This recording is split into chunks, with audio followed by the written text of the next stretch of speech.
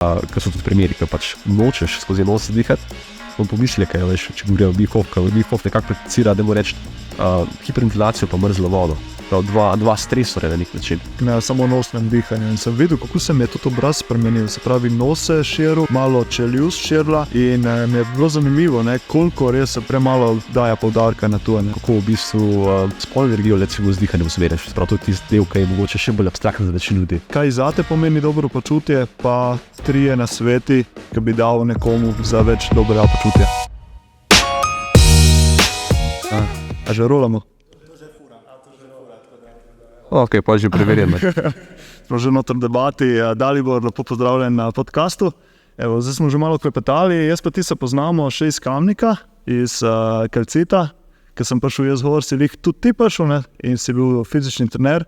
In že takrat mi je bilo fajn tvoj pristop, se mi je zdel zanimiv, pa fajn ta holistični oziroma pristop do fitness priprave. Ni bil tisti standardni, ne samo uteži, samo fitness, je bil tudi mobilnost, gibljivost. Tako da danes sem te rekel, da povabim malo zaradi tega, malo pa tudi imaš zdaj dosti poudarka imaš na dihanju, ker vemo, dihanje je ful pomembno, pa da se širi še malo te informacije in to naprej. Tako da za začetek lahko malo predstaviš sebe, pa kaj počneš za tiste, ki te še ne poznajo, pa poleramo tle naprej. Ok, Štiva. Ja, najprej hvala za povabilo. Kot sem že prej omenil, ko sem se pogovarjal pred snifanjem dejansko, sem zdaj na tej točki, ki svoje neke desetletne izkušnje lahko dejansko delim, ker vidim, da so tudi praktično zelo uporabne. In v smislu fizične priprave, recimo, če se navežem na tvoje prvo vprašanje, oziroma kako zdaj sem videl takrat, kako zdaj vidim te stvari. V bistvu lahko rekel, da še zmeraj vidim te stvari v smislu fizične priprave, da na ta način kako športniku pomagati, zdaj v tem primeru, kot so športniki, kako mu pomagati, da ne da je bolj utrujen, ker to lahko naredi, oziroma tudi boljši športniki niso pa navadi tisti, ki so bolj utrujeni. Tako da tudi trening je bil fajn, vsaj z mojo prizmo gledišča je bil fajn, če je usmerjeno to, ne da športnik znaš bolj utrujeti, ali pa da ga bolj utruješ, seveda to ne pomeni, da ni napornih treningov, ampak na drugi strani seveda mora obstajati tudi ta vizija, kako tudi z manj napornimi treningi športnika boljšega narediti. Ker ta športnik bo sigurno imel, sploh če bo v tekmovalnem nekem sistemu, bo sigurno imel dosti stresa, veliko stresa se bo tako dogajalo. In jaz zdaj verjamem, oziroma tudi izkušnje kaže, da lahko danes po 20-30% spremembe narediš tudi ne samo tako po občutku, ampak v smislu rezultatov, ali športnik hitrejši, ker se pravi hitrejši teče z manj napora. 20% se lahko pridobijo, pa kolesari na višjih latih z manj napora, se pravi nižji srčne frekvence recimo. 20-30% brez tega, da imajo težje treninge. Ker recimo, ko se sodelujem s kolesarji, s kakšnimi, ki zdaj aktualnim tu recimo, to lahko zdaj izpostaviti. Ne gre za to, da jaz naredim njemu še dodatni trening. Kakšni triatlonci, recimo tudi, s katerimi sodelujem, imam že tako 20 treningov na teden. Ne gre za to, da bi mu jaz dal še dodatni trening, ampak zato je tistega, kar on že počne, če se potem tudi navežem na dihanje, kako potem z dihanjem zdaj v bistvu zregulirati njegov živčni sistem, da bo znal iti v bistvu ali v aktivacijo, ali pa takoj dejansko umiritev, in takoj, ko je med etapami, recimo. Sprav, želimo v bistvu iskati neko regulacijo, ne gre samo za neko dihalno tehniko, ampak za nek cel pregled. In tudi v smislu fizične priprave je fajn, če se nekako dogaja nek cel pregled, ne da je samo, v spredju moč, ali pa samo gibljivost, ali pa samo koordinacija. Na koncu želiš, bi rekel, lahko skoordinirati ta posleditev vse stvari, dihanje, gibanje, tudi tako skozi bolj vidim, kako se te stvari med sabo povezani. Ja, ker je dosti krat tuni misconception, se pravi, da je samo treba trenirati težje, težje kot bomo trenirali, boljš bomo, ampak ni vedno tako. Kako pole recimo ti narediš, oziroma kjer so neki principi v fizični pripravi, da pripraviš do športnika do tega, da je bolj zmogljiv z manj dela? Kakšne so neke stvari, ker imamo tudi dosti trenerjev, fitness trenerjev, osebnih trenerjev, ki poslušajo podcast, tako da mogoče se bodo tudi oni znali kaj naučiti ven z tega, neke tvoje principe. V preteklosti sem dal precej, sploh v faksu, sem dal precej podarka ciklizaciji, sploh pri delu športniki, kar pomeni veliko nekih ponovitev, oziroma veliko je bilo fokusa na ponovitvah, na serijah, na hitrosti, oziroma intenzivnost, da mu reči, intenzivnost količina je bila tista dva parametra, s katerimi sem se dosti igral. Kvaliteto sem pa nekako smatral, da mi je poznana, predvsem v smislu, da delamo počep, da delamo neke take stvari. Pa časom sem začel skozi bolj zaznavati, da tu zdaj nekako bolj iz tega perspektive prihajam, da kvaliteta, intenzivnost to najlažje prilagajati. To v bistvu napišeš ponovitve, napišeš serije in tako naprej. Medtem ko kvaliteto je najtežje spoznavati. Spoznavati, prilagajati, učiti, spreminjati. V smislu kvalitete nisem ne to, kako počep zgleda navzven, ampak kje se začne gibanje, se pravi ta časovna komponenta. Zdaj tak primer, če bi izpostavil, je sekvenca gibanja. Ker ne vem, če mečeš pikado, boš z roko najprej vodil gibanje, kar pomeni, da v bistvu trup je na nek način rigiden, stabilen. Zdaj pri metih, pri zamahih, recimo če delam z odbojkarji, želim, da telo v bistvu začne gibanje. Ne samo rama, ne? Tako, in tudi pri počepu, kje začnemo počep, pa začnemo v bistvu najprej z zgornjim delom počepa, s spodnjim delom, ali z nogami res udrinemo, ali to neka sekvenca, kad celo telo naenkrat v bistvu urine noge v tla. Tudi zdaj skozi več poudarka dajem kvaliteti. In bi rekel, da nekako ponovitve pa intenzivnost startuje sekundarnega pomena. Pravi, da je bolj pomembna kvaliteta giba, kot pa ponovitev. Tako. In tudi v smislu intenzivnosti bi lahko rekel, da sem večinoma skoraj, ne več čas, ampak veliko časa, preživi športniki 80% v smislu intenzivnosti. To pomeni, da vam tudi vmes, kad delamo dejansko neko vajo, priložnost za majhne prilagoditve. Veš, lahko grenamo naprej nazaj. Če ti daš nekomu njegovo maksimalno težo, seveda tudi take stvari počnemo, da nam pomote, da zdaj samo v to gremo, ampak to je manjkrat kot pa tistih 80%. Za 80% lahko, tako sem rekel, lahko prilagajaš vmes, pa lahko se dejansko spotoma učiš. Spravo, dejansko takoj imaš, v realnem času imaš lahko spremembo. Ja, ker nisi fokusiran na performance, ne, lahko tudi tehniko. Tako, dejansko tehniko tako je, lahko bi rekel sekvenca, tehnika, to nek način je isti izraz koordinacija, saj za me nekako skozi bolj podobno ali pa isto pomeni. Ko pa recimo v teh vzdržljivostnih športih, ker ni toliko tehnika, recimo prej sem menil kolesarstvo, triatlon, kako pa tam potem ta ciklizacijo, kako pa tam recimo, da z manj dela prijajo boljši rezultati.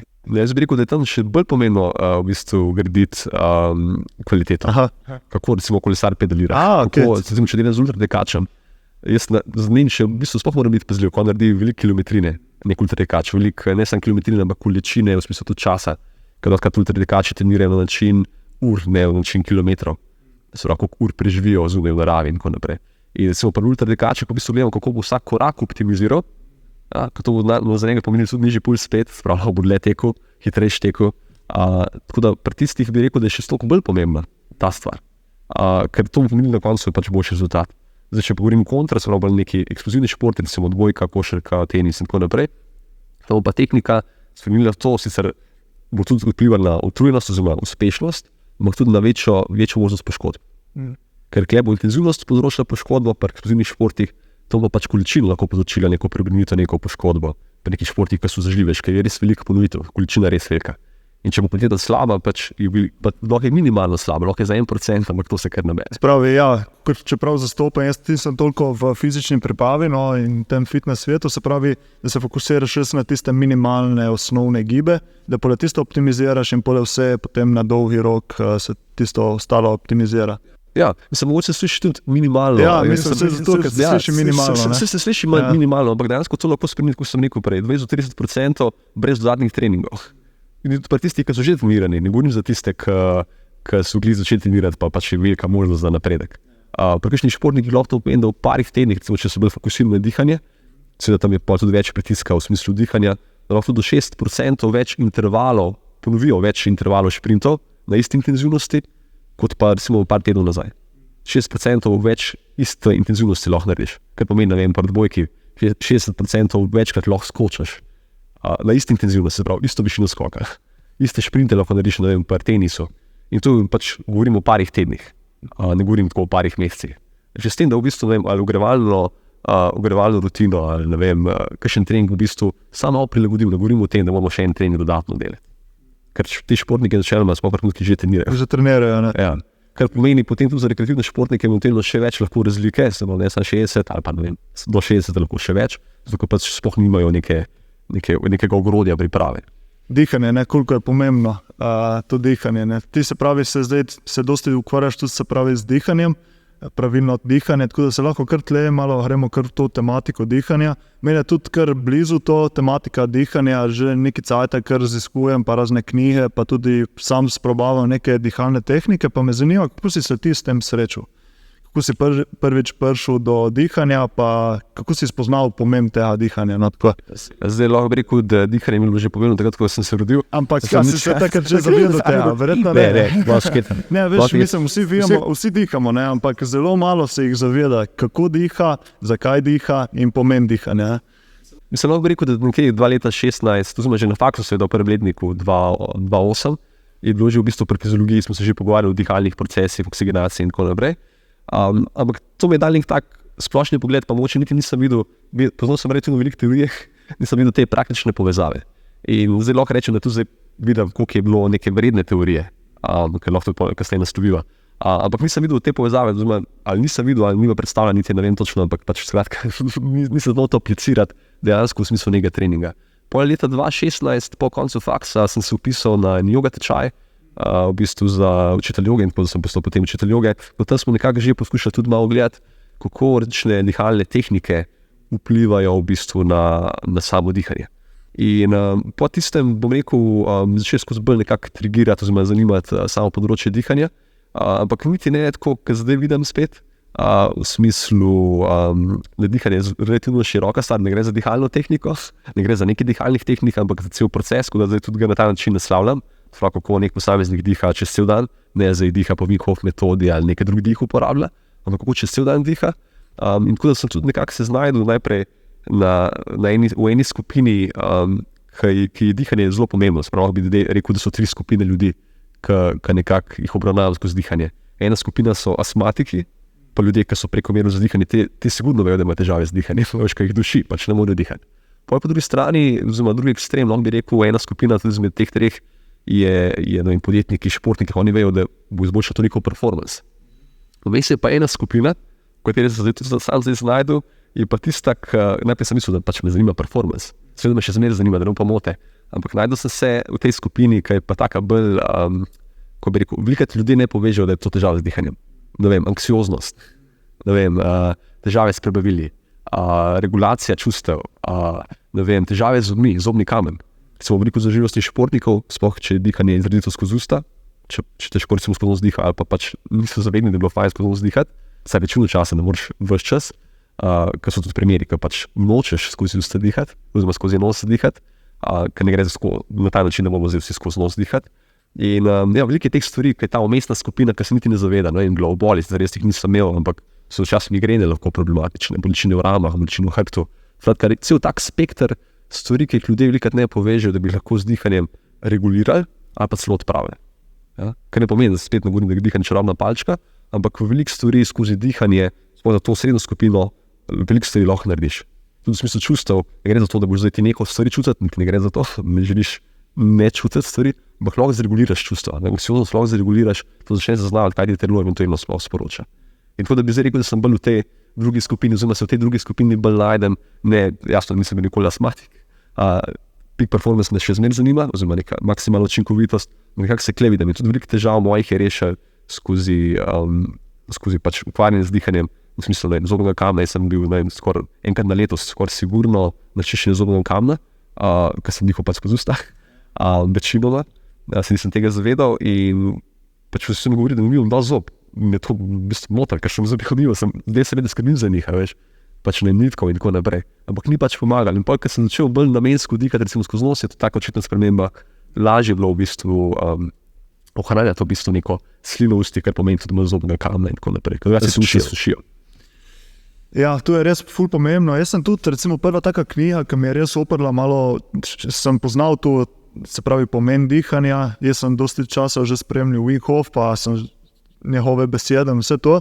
Ampak recimo ta knjiga od James Nestorja, Dihaj, oziroma jaz sem jo vzel v angleščini, Brief, je prvič oprla ta svet, koliko enih težav lahko povzroči samo nepravilno dihanje. Ne. In zdaj, recimo, jaz bi te prosil, zdaj, da ljudi, ki res ne poznajo dihanja, malo predstaviš, recimo, kaj je največji problem pri dihanju, pa kaj lahko povzroči nepravilno dihanje. Malo si že se ustavil na tem, ampak bi želel, da še malo bolj na široko, ker ljudje mislijo, večina si predstavljajo, ja, se tu samo dihaš, se tu itak je pač življenjski proces, ni važno, samo da dihaš ali skozi nos ali skozi usta, tu itak ne bo vplivalo na kvaliteto življenja in zdravstvene težave, tako da, ampak je, ko si omenil že zdaj, je pa ful pomembno, kako se diha. Ne? Kako bi rekel, da dokaj človek diha, je pač dihanje funkcionalno, ker jaz načeloma ne maram te delitve na črno-belo, funkcionalno, tako bi rekel, da dokaj posameznik diha, je funkcionalen.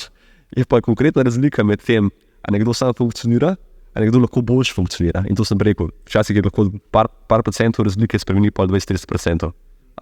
In tle pa je konkretna razlika. Se pravi, če mi damo nekaj več pozornosti samemu dihu, se pravi, da dihanje namensko usmerjamo, to ne pomeni, da ga zdaj konkretno še se represiramo, pa se ne ukvarjamo z njim, oziroma hočemo sapo vzdrževati na vsak način, ali pa hiperventiliramo, tako kot Wim Hof, se pravi, da je to ena stvar. Ampak če damo dihanje v nek tak spekter neke regulacije čez cel dan, to lahko konkretno v bistvu zadevo spremeni. In tukaj bi spet lahko rekel, da je ena največjih nekako izzivov, ki ga zdaj spremljam, ko dobim nekako iz prakse, je to, da ljudje ali dajo pozornost, ne vem, volumnu diha, kako globoko dihnejo, medtem ko zanemarjajo mogoče druge spektre dihanja.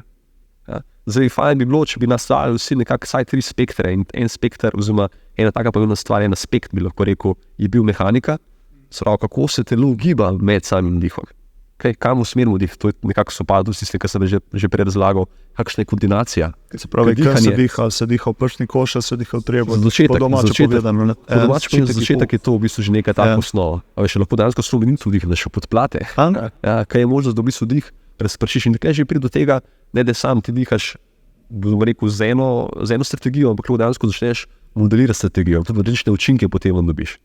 En aspekt je bil mehanika, sigurno gibanje med dihanjem. Bolj plitko, kot dihaš, slabše. Boljše je, da dihaš v diafragmo, kot jaz poznam, vse boš povedal, če je res. V diafragmo, se pravi globoko dihanje, pa ne toliko v prsni kož, diafragmo in ko si rekel, pole malo tudi pravo širi dih čez celo telo. Zdaj, ta globina je velika, tukaj mogoče tudi en tak izziv. Kaj pomeni globina? Zdaj, pri nas v zahodnem svetu bi lahko rekel, da globina pomeni več. V tem, kar na vzhodu razmišljajo navzdol. Spravo, globina navzdol. Veš, dejansko, da čutiš gibanje recimo v medenici, ali pa celo pod plati, tako sem premenil. Spravo, gre za volumen, ampak v bistvu kam gre ta premik. Ker en aspekt smo rekli, bil mehanika, potem sta pa še dva zelo pomembna.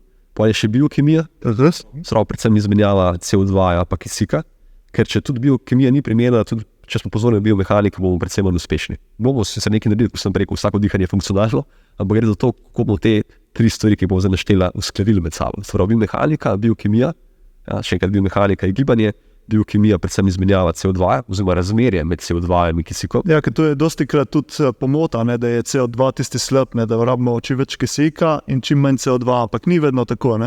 Mislim, jaz bi rekel, da večinoma ni tako.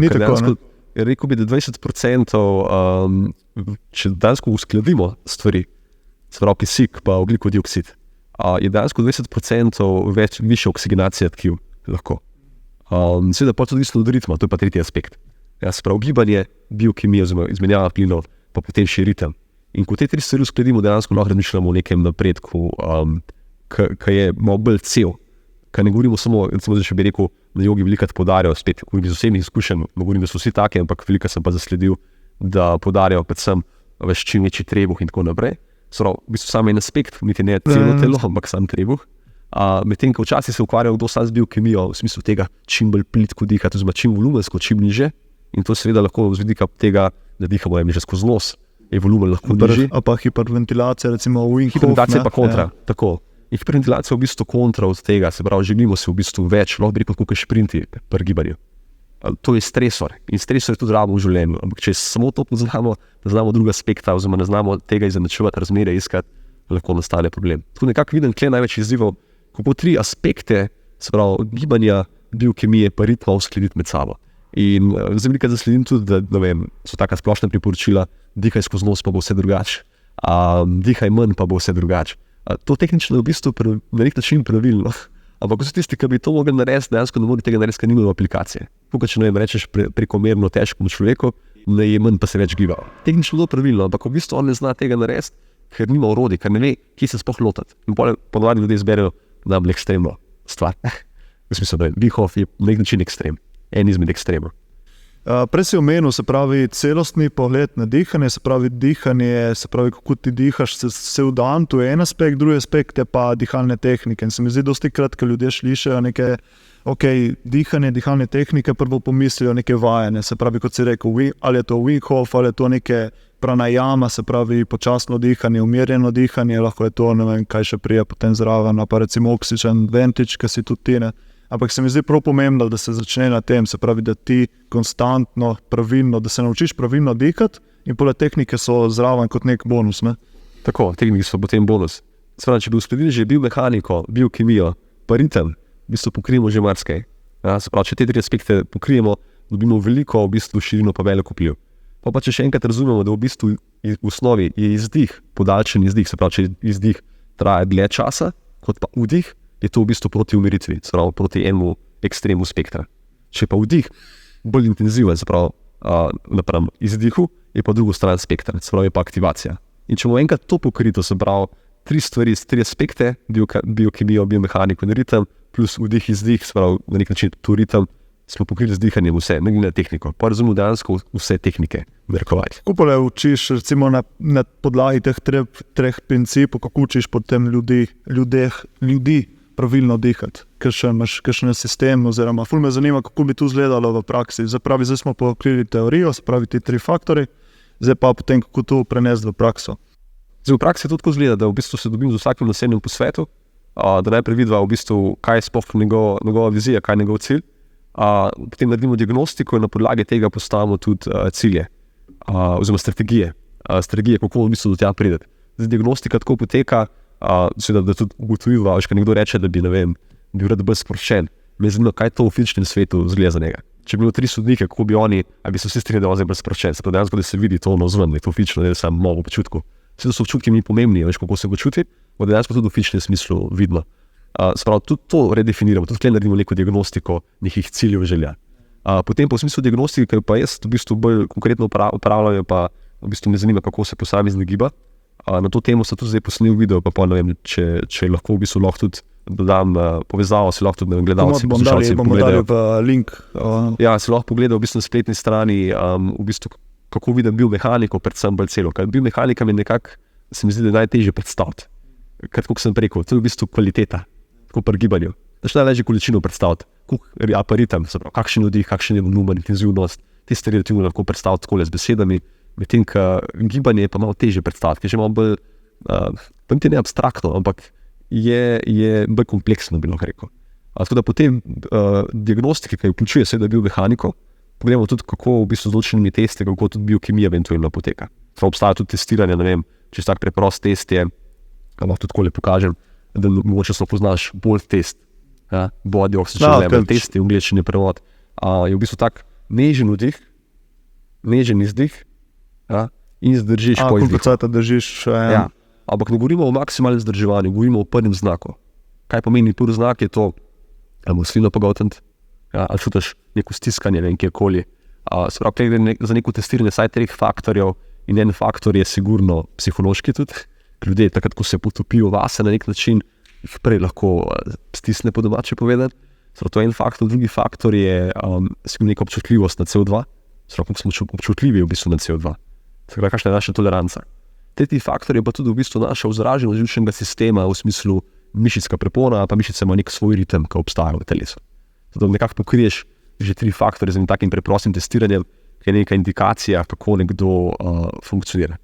Ta test lahko uporabiš kadarkoli za indikacijo, tudi zjutraj, zvečer, popoldan. Tudi fizično, koliko si pripravljen, a tudi to vpliva na to ali ne toliko? Seveda, to bo vplivalo na to. To bo sigurno vplivalo na to.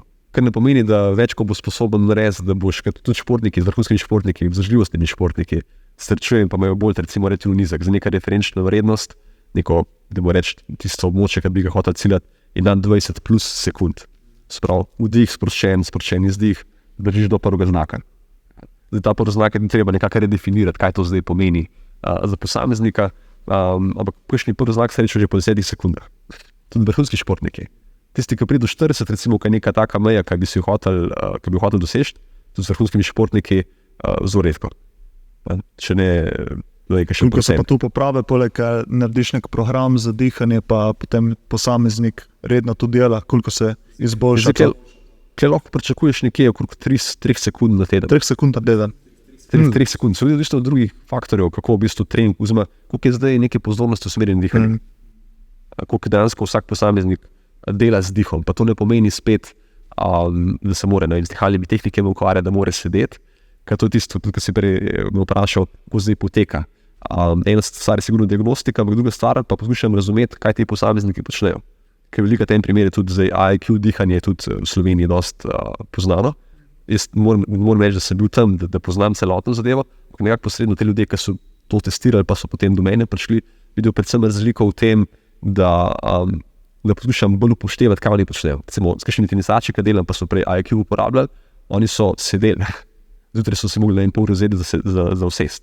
Ja, jaz poskušam iti takoj v gibanje, če se le da. Seveda, včasih grem tudi nazaj, pa v sede, pa v leže, pa poskušam različne položaje iskati, ampak poskušam nekako čim bolj integrirati dihanje in gibanje. Kar pomeni, da se ne ukvarjam z dihanjem samo v sede. Ker včasih to lahko tudi nastane problem, če nekoga posediš v sede, bo imel večjo anksioznost, več anksioznosti. Sploh športniki, ne? Sploh športniki. In je treba najti, tu sem prej rekel, v smislu aplikacije, posamezniku njegov nivo razumeti, kje se on nahaja in v tem prilagoditi ali dihalno tehniko ali cel program dihanja. Ne gre za to, da mu daš 2-3 dihalne tehnike in bo zdaj precej boljše. Ker na ta način pač ljudje, tudi vrhunski športniki, iščejo spremembo in deloma se lahko to spremeni, ne govorim o tem, da se ne more spremeniti. Ampak verjamem, da se lahko precej več spremeni, če nasledimo več faktorjev hkrati. Ja, to je kar zanimivo. Prvič, takoj, ko pomisliš neke dihalne tehnike, tu si pomisliš, se mora vse zdol, se mora dati umir in pole prakticirati dihanje. Ne? Ampak če gre tu skupaj z gibanjem, je še toliko boljše. Pač, da res se ne rabiš pole še dodatno vzemljati čas samo za dihanje, za dihalne tehnike, za izboljšati svoj performance. Ne? Če gre skupaj s tem, pole super. Ne? Mislim, da želim več čas to skupaj delati. Tudi odbojke mi je že včasih motali, v smislu kondicijske priprave, ker so kakšni trenerji sodelovali, ker so imeli kuparje in tako naprej. Čeprav dejansko so neke daljše teke, čeprav odbojkari imajo relativno kratke teke, oziroma kratke intervale, šprintov, bi rekel. In tudi pri dihanju, zakaj bi en sedel, medtem ko bo pač nekaj drugega počel. Če kolesar, seveda bom delal tudi z njim v sede, ampak ne v sede na stolu, ampak sem videl na kolesu. Želim tudi na kolesu razumeti, veš, ko imam trening, par ur na dan. Kako bo na kolesu, on mim grede, med treningom v bistvu že ogrevanje naredil, da te občutke, ki jih ima na kolesu, poskušaš takoj z dihanjem integrirati, povezati. Ne gre za to, da bo dihal posebej, pa se na kolo usedel. Tako je problem te stvari povezati. Na ta način dosežem, vsaj pač moje izkušnje kažem na to, višjo učinkovitost, hitreje se v bistvu stvari spremenijo, pa za večji procent se spremenijo. Zdaj, če bi lahko dal par teh na svetu, kako učiš ti na teh delavnicah, kako neke osnovne stvari, ki lahko nekdo začne, se pravi, kako naj diha pravilno, da bo izboljšal svoje dobro počutje. Pustimo performance, ne gremo, bomo šli malo kasneje na to, ampak recimo zdaj za začetek, smo povedali pomen dihanja, pa mehaniko, pa kako je tvoj osebni pristop, kaj pa so recimo zdaj neke splošne stvari, če bi lahko dal neke splošne nasvete, ki lahko recimo poslušalec, ki zdaj posluša, se lahko malo prova implementirati v svoje življenje. Ja, ena stvar, v smislu delavnic, če se z delavnic navežem najprej, je sigurno najprej ta, če temu teorija, ampak je takoj poskušamo povezati s prakso. Kaj zdaj to povem biomehanika za enega posameznika? Zdaj je tak primer, recimo ta posameznik diha v trebuh, pa zdaj če rečemo, da je to prstica, pa to mednična kost, sramna kost, a bo zdaj ta posameznik dihal na ta način. Še bo hrbet tudi sneval na ta način, ko bo dihal v trebuh, če se predstavljaš. A bo ta posameznik znal dihati v bistvu vse smeri. Tudi lahko se vidi, mislim, da tudi na posnetku sem videl, da če jaz začnem prsnico odmikati stran od medenice, se bo dejansko lahko videl, da se tudi v bistvu cel telo, če govorijo to, da je to pač nek model telesa, se cel telo razširi. In hkrati ustvarja tudi napetost v tkivih, kar pomeni feedback. Ker napetost, pozornost je načal vez. Feedback, povratna informacija. Veš, kje si dejansko. In to teorijo v smislu biomehanike takoj poskušamo preplesti z nekimi vajami, ki poskušamo iskati to. Da dihaš v vse smeri. Zato najlažje narediti na ta način, včasih pomagam za tisti, ki pač nima pasulj, ki lahko z elastikom pomagam, v bistvu lahko preprosto elastik uporab, da če se na posnetku vidi en izmed elastik, pač se lahko da okrog prstnega koša, predvsem okrog spodnjih reber, ki zategneš in takoj dobiš v bistvu. In se pravi, moraš širiti na vse strani, se pravi naprej, nazaj, levo, desno. Tako, da si začne čutiti nekako čim bolj vse smeri. Ker s tem pa dosežeš v bistvu, če govorijo tudi tukaj noter, kaj prepona, ustvarja pritisk v celotno medenico. V celotno medenico, v celotno telo, se pravi, dobivaš povratno informacijo iz celega telesa v smislu biomehanike, se pravi gibanja. Zdaj seveda tudi od posameznikove drže, to so že pač mogoče že malo naprej stvari od tega, ampak tudi če se da se prilagodijo, če bo nekdo, ne vem, že sključen, bo dejansko prepono, dejansko po sprednji strani ne bo mogel dihati v prepono. Dejansko bo zelo težko, veš, ko bo že v bistvu fiksiran po sprednji strani. Bo to težko razmikati, v bistvu bo težko ustvarjal prostor. To je že ena taka stvar, praktično lahko že to, se poskušamo takoj povezati, kako bi zdaj dihal v smislu biomehanike. Ko govorimo o biokemiji, je tukaj ta aspekt, ki se ga prej že malo načela, tu spet poskušamo iskati praktično potem stvari. Tudi gledalci, poslušalci lahko na ta način probajo, da iščejo spodnjo mejo, da bomo reči, umirjenosti dihanja. Ja? Ker tam se v bistvu šele delo začne. Ne takrat, ko bomo hiperventilirali. Hiperventilacija pomeni tudi lahko med govorom, ko pač govoriva dost, veliko zraka bom izdihnil. Ja? In ko bom jaz naredil, da bom v bistvu dihanje probal čim bolj zminimalizirati, da ne bo volumen več tak, ja? Ampak bo volumen minimalen, čim manj učiten na nek način. Z vidika tega je to plitko dihanje, tako ljudje smatrajo, večinoma smatrajo kot plitko dihanje, ampak ne gre za plitko dihanje v smislu biomehanike. Rekli smo navzdol, je še zmeraj globoko, ampak volumen je pa nizek. In to v smislu biokemije. Kaj se tukaj zgodi, to si lahko tudi gledalci in poslušalci tudi pogledajo, Borov efekt, dejansko takrat, ko bomo imeli več CO2 v sistemu, ja, bo lažje v bistvu oksigenirati tkiva. Ker ne gre za to, koliko mi lahko kisika spravimo. To je ta zmota, ne, da je CO2, da je slab, oziroma da je nekaj čim spadne klinja. Se gre predvsem za ravnovesje, se ne hočemo da ne moramo CO2 tudi imeti. Ker pač CO2 dejansko pomaga, da se sploh kisik odcepi od hemoglobina. Da gre v bistvu lažje v tkiva. Dejansko večja oksigenacija v tkivih se zgodi, ko mi ratimo ena stvar bolj tolerantni na CO2 in če to poveževa s tistim testom, kar sem prej pokazal, Bolt test, dejansko višji, ko bo ta Bolt test, oziroma višji, ko bo rezultat Bolt testa, če si pod 40, pomeni, da ti v štartu dihaš bolj mirno. In če ti nekomu rečeš, da dihaj bolj mirno, je to za njega težko. Mislim, spravi, tehnično je to pravilno. To je, če nekomu rečeš, sprosti se. Ponovadi ne gre. Veš, ker ni aplikacije. Nekaj se zgodi tako, kaj na mizi, s kom delam, na masažni mizi, da jim ugrinem glavo, pa če hočem na mizo spustiti, pa rečem sprosti se, pa lahko roke umaknem, pa bom glavo še imel zmerno nad mizo. To ne funkcionira, da rečemo sprosti se ali pa dihaj bolj mirno.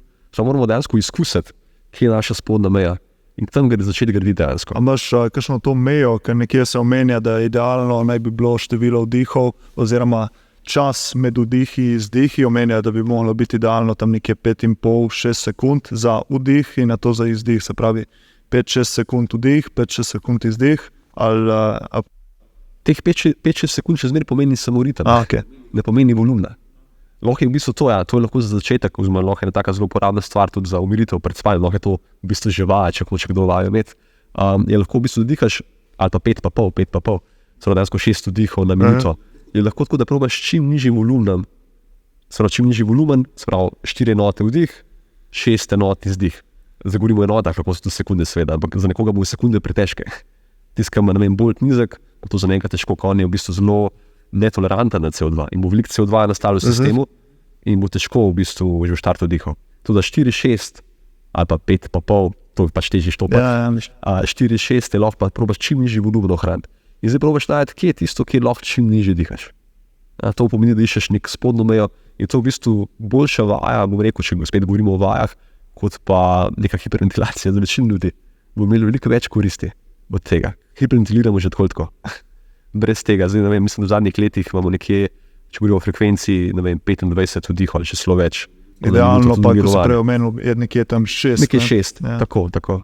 In tukaj imaš pa spet rečne aplikacije. Mislim, to je kar jaz, ko sem prvič slišal to številko 6-krat na minuto samo, pač kar res, ko pomisliš, to je res malo, ne.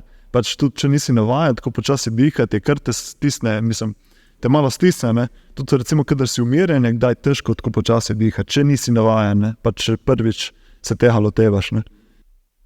Ja, in ta biokemija, ko govori o drugem aspektu, tudi v kontekstu delavnice, ali kako zdaj to aplicirati, kot nek gledalec, poslušalec, ko lahko se aplicira, je potem zelo tesno prepletena, seveda z biomehaniko na eni strani, na drugi strani pa z ritmom. Ritem tudi, ko so rekla, veš, eno je tako nizko dihamo, eno je pa kakšen imamo ritem. Ritem je že 4-6. In lahko bi tukaj rekel, da se lahko izboljša tako oksigenacija za 20%, oziroma koliko kisika bomo že v pljuči. Dam en praktičen primer, recimo, da je potreba 6 litrov nekega vdihanega in izdihanega zraka, neke ventilacije na minuto. Prav to je v bistvu, če imaš dve osebe, recimo, da ima tako reči osebo A in osebo B. In oseba A diha 6 vdihov na minuto. Ja, se pravi, frekvenca je relativno počasna. Okay? Pa imaš osebo B, ki diha s frekvenco 12, se pravi, še enkrat več. Okay? Se pravi, imamo razliko v frekvenci najprej za začetek. Okay? Pa da reči, da je še zmer isti volumen, se pravi, ta želi 6 litrov, ta želi 6 litrov. Problem nastane, ker imamo tudi mrtvi prostor. Mrtvi prostor pomeni nosna votlina, grlo in tako naprej. Se pravi, ni to prostor, v katerem lahko že izmenjaš kisik s krvjo. In dejansko tudi, če boš hitreje dihal, ne boš mogel nič kisika zamenjati s krvjo, ampak se bo dejansko mrtvi prostor polnil. Ta 12-krat napolni mrtvi prostor, ta pa sam 6-krat. In mrtvega prostora recimo tam deci pa pol. Okay? 6-krat deci pa pol, to nanese 900 ml. Okay? Če mi odšteva potem efektivno ta A oseba, dobi dejansko 5,1 litra zraka. Ja? Oziroma kisika, te reči, v pljuča, dejansko 5,1 za njega. Okay? Če gledamo na drugi strani tega, on je 20-krat napolnil mrtvi prostor. Okay? Sprav, ne več 900 ml, ampak 1,8. On dejansko pljuča efektivno spravi 4,2 litra. 20% razlike oseba A, oseba B. Že samo s tem, kakšna je frekvenca, pa kakšen je bil volumen. Mislim, volumen, da reči, da je isti. Začetek sam, če govorimo o frekvenci. Okay? Že kled dobimo 20% razlike. Okay? Kar ni malo za začetek. Tam spet, to je govorijo o tehnikalijah. Tako to dosežeš, te pa relativno težko, da znižeš v bistvu to je pa vaja potem, ne? To je pa vaja. In zakaj dobi tudi ta oseba, ko v bistvu, oziroma oseba A, ko je najbolj oseba A, kaj dobi ta oseba v primerjavi z osebo B boljš? Ena stvar je oksiginacija, 20% več kisika v celicah, ne samo v pljučih, ker pljuča bi lahko rekel, da so skladišče. Tja pride pač kisik, oziroma CO2 se tudi pol izmenjuje, se tudi drugi plini, ni samo kisik, zdaj pač govorimo o 2 plinih za začetek. In začetek dobi ne samo to, se pravi 20% boljša oksiginacija v tkivih, ampak dobiva tudi to, da njegova prepona, ki je tudi mišica, se 6-krat manj premakne. Ja? Kar pomeni v bistvu predvsem manj potrat energije. Veš, recimo nek športnik, ne, če govorijo tudi borilnih športnikih, veš, on dejansko lažje na nogah ostane, oziroma ima občutek športnike, da jim noge vzame podajač. Ja, ko v bistvu je mišica ko mišica, ne? Več ko jo boš raztehaval, oziroma več krvi uporabljaj. Tudi tole bo bolj zategnjena, ne? Več ko te uporabiš, bolj bo zategnjena. Bolj ko je zategnjena, manj boš dihal potem v preponu, ne? Je pole višji cycle, se hitreje preobremeni. Je ta krog, ne? Tako hitreje v bistvu se zgodi neka preobremenitev v trebušni preponi.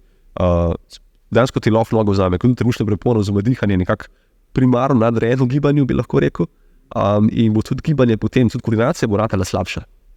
Se pravi, tudi recimo, to je še dodaten aspekt, govori se oksiginacija boljša, prepona bo manj utrujena, ampak tudi koordinacija se bo takoj poslabšala. Nekdo, ko bo zadihan, pač prepona ne bo funkcionirala, se pravi, ne vem, vse težave s poškodbami tudi lahko nastane, se pravi, v smislu ohranjanja pritiska v trebušni votlini. Nekdo, ko je zadihan, bo prej staknil kakšno poškodbo, ker koordinacija takoj avtomatsko slabša. Pač ni pritiska več v trebušni votlini. Dejansko rata mehak, po domače povedano. Prej pade, prej se spotakne. Zanimivo, nekaj nikoli ne pomisliš na to povezavo. Ne? Zanimivo. Zdaj smo vse to, vse si, kar si zdaj omenil, je vse bilo na dihanje skozi nos. Ne? Pa zdaj bi rad, da se malo ustaviš, zakaj dihanje skozi usta ni optimalno, oziroma zakaj sploh večino dneva bi mogli dihati skozi nos. Kaj so problemi dihanja skozi usta, pa pole bi te vmes, pole na konci, pa bi rad, da še malo, oziroma tudi v bistvu nekateri govorijo, da moraš dihati samo skozi nos, ampak včasih je pa fajn, da se tudi naredi kakšen vdih skozi usta, sploh med športom me zanima. Kje je tista meja, da se diha samo skozi nos in kje pole nastane tisto, da lahko potem dihaš skozi usta. No, tako. Zakaj v prvi vrsti skozi nos? Ena stvar, mislim, lahko bi rekel, da je že nos ima, ne vem, veliko več uporabnih funkcij kot usta. Ena stvar, ki je zelo za športnika, pa se kogarkoli pomembna, bo že dehidracija. Veliko več dehidracije. V nosni votlini se zrak tudi ogreje. Se pravi tudi, rekel, ne samo ogreje, ampak tudi navlaži. Kar pomeni, da tudi bo težja kakšna okužba dihal. Spet, za kolesarje je zelo pomembna stvar. Za vse zaželjivostne športnike. Če se oni prehledijo, oziroma zbolijo, ni fajn. Se pravi, klej sigurno en tak aspekt, kako v bistvu dihanje dati na večino časa skozi nos. Večji upor bo, ker so manjše lukence, kot pa skozi usta. Ker pomeni več feedbacka spet. Lažje klej več zraka zajeti kot pa skozi nos. Ne moreš toliko eksplozivno, impulzivno narediti tega vdiha. In to so, rekel, že take, spet v smislu biokemije, težje boš zaplaval tisto hitro frekvenco, težje boš prepono kar sprostil, pa bo kar šla po svoje, več nadzora bo v bistvu na trebušno prepono. Sedaj pa tudi ena taka stvar, ki je v zadnjem času precej znana, je dušikov oksid. To je v bistvu zelo, rekel, antibakterijski plin, ki nastaja predvsem v obnosnih votlinah in z dihanjem skozi nos v bistvu zelo potenciramo proizvodnjo tega plina in bomo veliko v bistvu vse te okužbe, ki lahko nastanejo, bomo v bistvu reducirali dejansko takoj stvari. Je pa res, da to dihanje skozi nos, to si prej omenil, v športu je težko. In obstaja seveda športniki, ki dihajo praktično 100%, lahko tudi 100% intenzivnosti skozi nos. So redki, ampak obstajajo. Ja? In tudi, ko so delali recimo testiranje, to bolj tisti vzdržljivi ali vzdržljivostni, ja. Vzdržljivostni in na začetku je sigurno težko, potem diš preklop. Tako so rekli, tehnično je boljše dihati skozi nos, ampak praktično to ne gre kar čez noč. In veliko je bilo tako, ko so delali testiranje športniki, na začetku merite, da so si rekli, to je brez veze, ne bom skozi nos dihal, ker to je ful težje, slabši smo takoj. Ja. Ampak ne vem, čez teden, 2, 3, 5, 6 si v bistvu stvar precej spremenila. Oni so dihali skozi nos, frekvenca je bila nižja in intenzivnost je bila ista. Okay? Se pravi, v bistvu z manj napora narediš več. To je v bistvu naprej, tudi v vrhunskih športnikih, govorim pri treniranih. Se pravi, pri netrenirah je to še rezultat posledično boljši. Seveda pa usta tudi pridejo prvo, recimo sploh od začetka v nekih maksimalnih naporih, ampak je pa spet razlika, kaj skozi usta narediš. Veš, narediš to, veš, da vse zategneš. Ja, se pravi, dejansko veliko bolečin v vratu ali v rami, veš, v bistvu ta platizma, mišica tukaj okrog, kako že napenja, veš, bo dejansko lahko zelo konkretno ustvarila tenzijo v vratu, v glavi in tako naprej. In za nek tekačka bo tako tekel, bo konkretno tenzijo v glavi ustvaril. So dejansko mu lahko nek tek izzove v bistvu posledično z dihanjem. Ja, tudi verjetno stresna reakcija, pač ta... To je stresna reakcija, to je zelo huda stresna reakcija. Tako. Se aktivira boj ali beg, ne, in pole kar naenkrat. Ja. Tako. Zdaj pa, če mi tudi skozi usta dihamo eventualno, pohranimo v bistvu sproščenost, kar pomeni, da bo še zmeraj, sploh ne vem, pri športnikih velikrat podarjam izdihe, kakšne dolge kdaj, ne vem, po šprintih.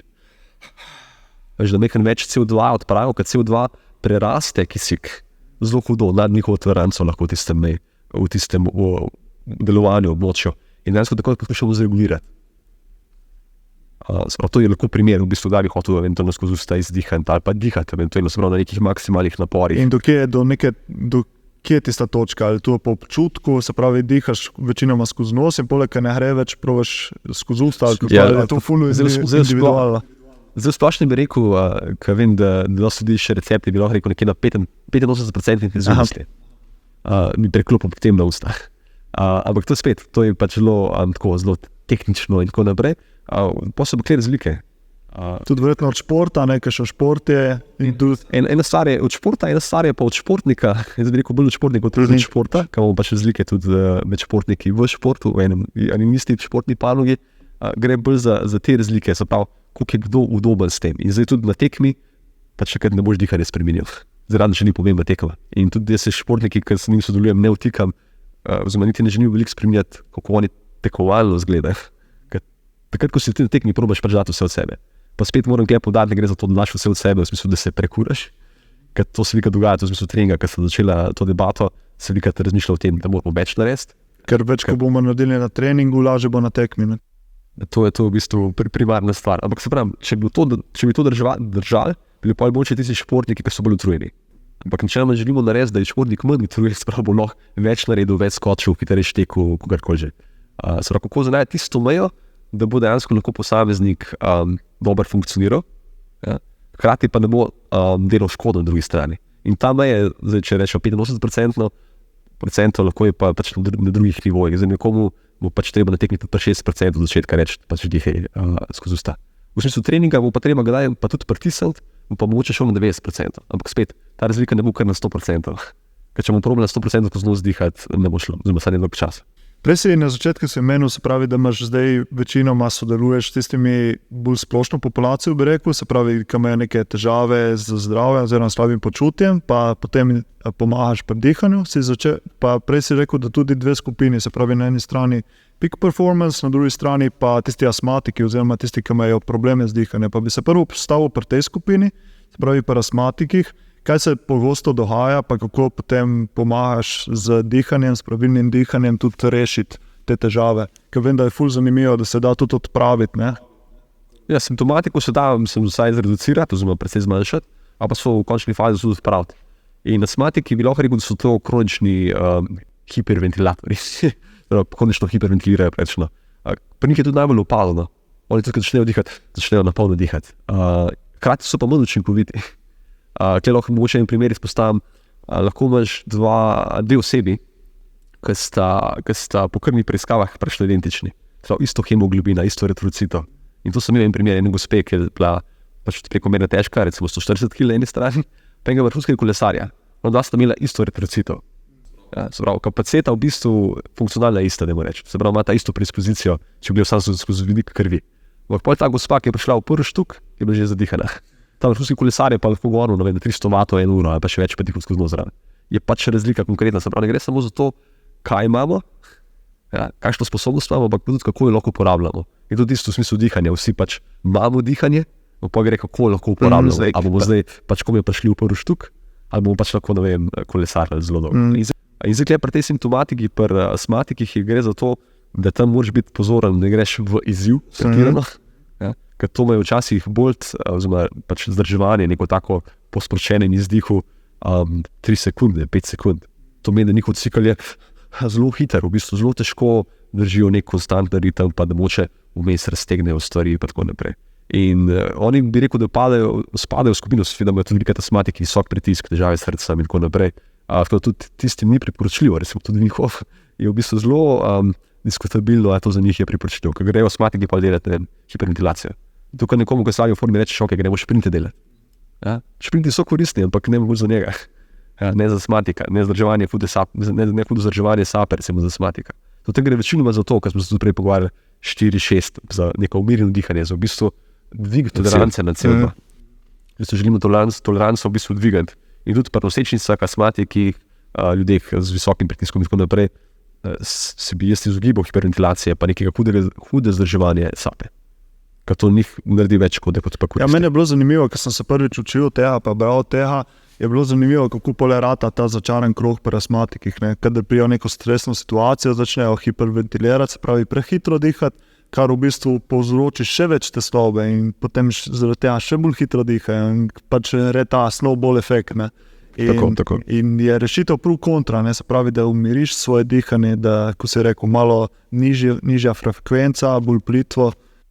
Sam je to spet, govorijo tehnično, to je v bistvu čisto razumljivo. In tudi tem ljudem je to, jaz lahko mentalno predstavljam, je to zelo razumljivo. Kar je večji problem je to, da se oni spoznajo z občutki v tem delovanju. Takrat nastane kar nekaj pritiska. Ko v bistvu je to za njih, tudi če je 3 sekunde, a pa ne umirijo dihanje, je to za njih maksimalno zdrževanje sape. Až kljub temu se zdi zelo nežno, je to za njih še zmeraj težko. In jih moramo naučiti sobivati s tem občutkom. Mislim, moramo, pač fajn je, če se uspejo naučiti, če jih uspemo naučiti, sobivati s tem občutkom, da ta pritisk ne gre eventualno v glavo. Tudi človek, ki se redizi, ali pa pač astmatik, veliko v glavo. Problem pa je, pri lubani je to relativno zaprta struktura. Je v bistvu votlina, ki ne more pritiskati pobegati. Ker nastane veliko pritiska, nastane pač konkretna težava. Če v prsni koš reduciramo pritisk, pljuča, srce, v bistvu jih kompresiramo, oziroma stisnemo, še težje dihamo. Cilj je en primarni, spet govorim tehnično, je to, da začnemo kle nota spravljati volumen. Kle se lahko širijo stvari. Daš mi prebile lahko pritisnem in gre kle lahko pritiskaš. Imaš možnost, koliko, ne vem, pri centralni korjavi, ne, če veš, kako izgleda. Kaj ti zboben, ki v bistvu regulira pritisk v sistemu. In kle tudi lahko s tem, če dihamo sem, če znamo v bistvu pritisk tukaj noter ohranjati, je to tisto, kar dejansko iščemo, da lahko reguliramo pritisk, da ne gre gor, ne gre dol, možemo tudi dol pritisk spravljati. Ker pa enih dejansko tudi nično dno, potem se lahko v bistvu na ta način poškoduje, če bi preč pritiska dol smer. In obstaja enkrat se prej v jogi govorila, tehnike, recimo kundalini in tako naprej, ljudje veliko pritiska lahko v glavo spravijo. Veliko, ne vem, težav, ne vem, z glavoboli in migrenami. Lahko veliko pritiska spravijo v medenico, pa moški hemoroidi, nekakšni prolapsi in tako naprej. Pač v bistvu veliko pritiska navzdol. Tudi astmatiki, to je en tak del, ki bi hotel jih v prvi vrsti naučiti delovati na njihovem najnižjem nivoju, ampak po predpogoju, da je bil mehanika še zmeraj primerna. Ne, da pritisk čutijo v glavi, da v prsti koša. To je verjetno najboljš individualno, da pole pristopiš. Kle nekako, mislim, jaz to lahko vsakom povem, zdaj neko bo to začutil. To je tista stvar. Zdaj, če imam to možnost, pač, da to zaznav je super.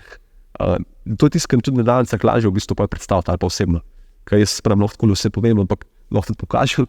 Ampak je fajn, če v bistvu posameznik uspem pokazati tudi, da je to z dotikom, pač lahko se tudi da same roke, a v bistvu lahko tam pritisk zaznava. Že to je lahko uporabna informacija, ta pas, ki sem ga prikazal. Že to je lahko za začetek. A čutim pritisk samo v trebušni votlini. Da kle ohranja ta pritisk in da začne sobivati s tem pritiskom.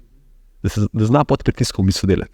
Pravno bi rekel, da dihanje je tudi ne menžiranje samo biokemije, biomehanike in tako naprej, ampak tudi, da mu reči, da je to stres management. Se učeš v bistvu ohranjati mirnost pod pritiskom v osnovi, bi lahko rekel. Za astmatiki je sigurno to, stres management je zelo velika stvar. Ja, na drugi strani pa spet vrhunski športniki, še tretja skupina, s katerimi sodeluješ, Peak Performance, je tudi full stresa.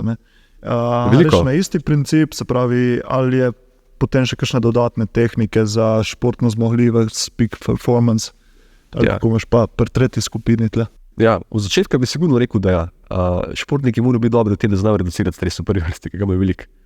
Seveda so pa oni tudi zvani. Škle bi rekel, pri astmatikih je predvsem suport in če več suporta, da se znajo umiriti, bi lahko rekel, ker izzivi tam bojo prehudi, kjerkoli z njim daš, bojo pregoreli. Lahko je to prvi štuk, pa boš za dihanje čisti sebe in tako naprej.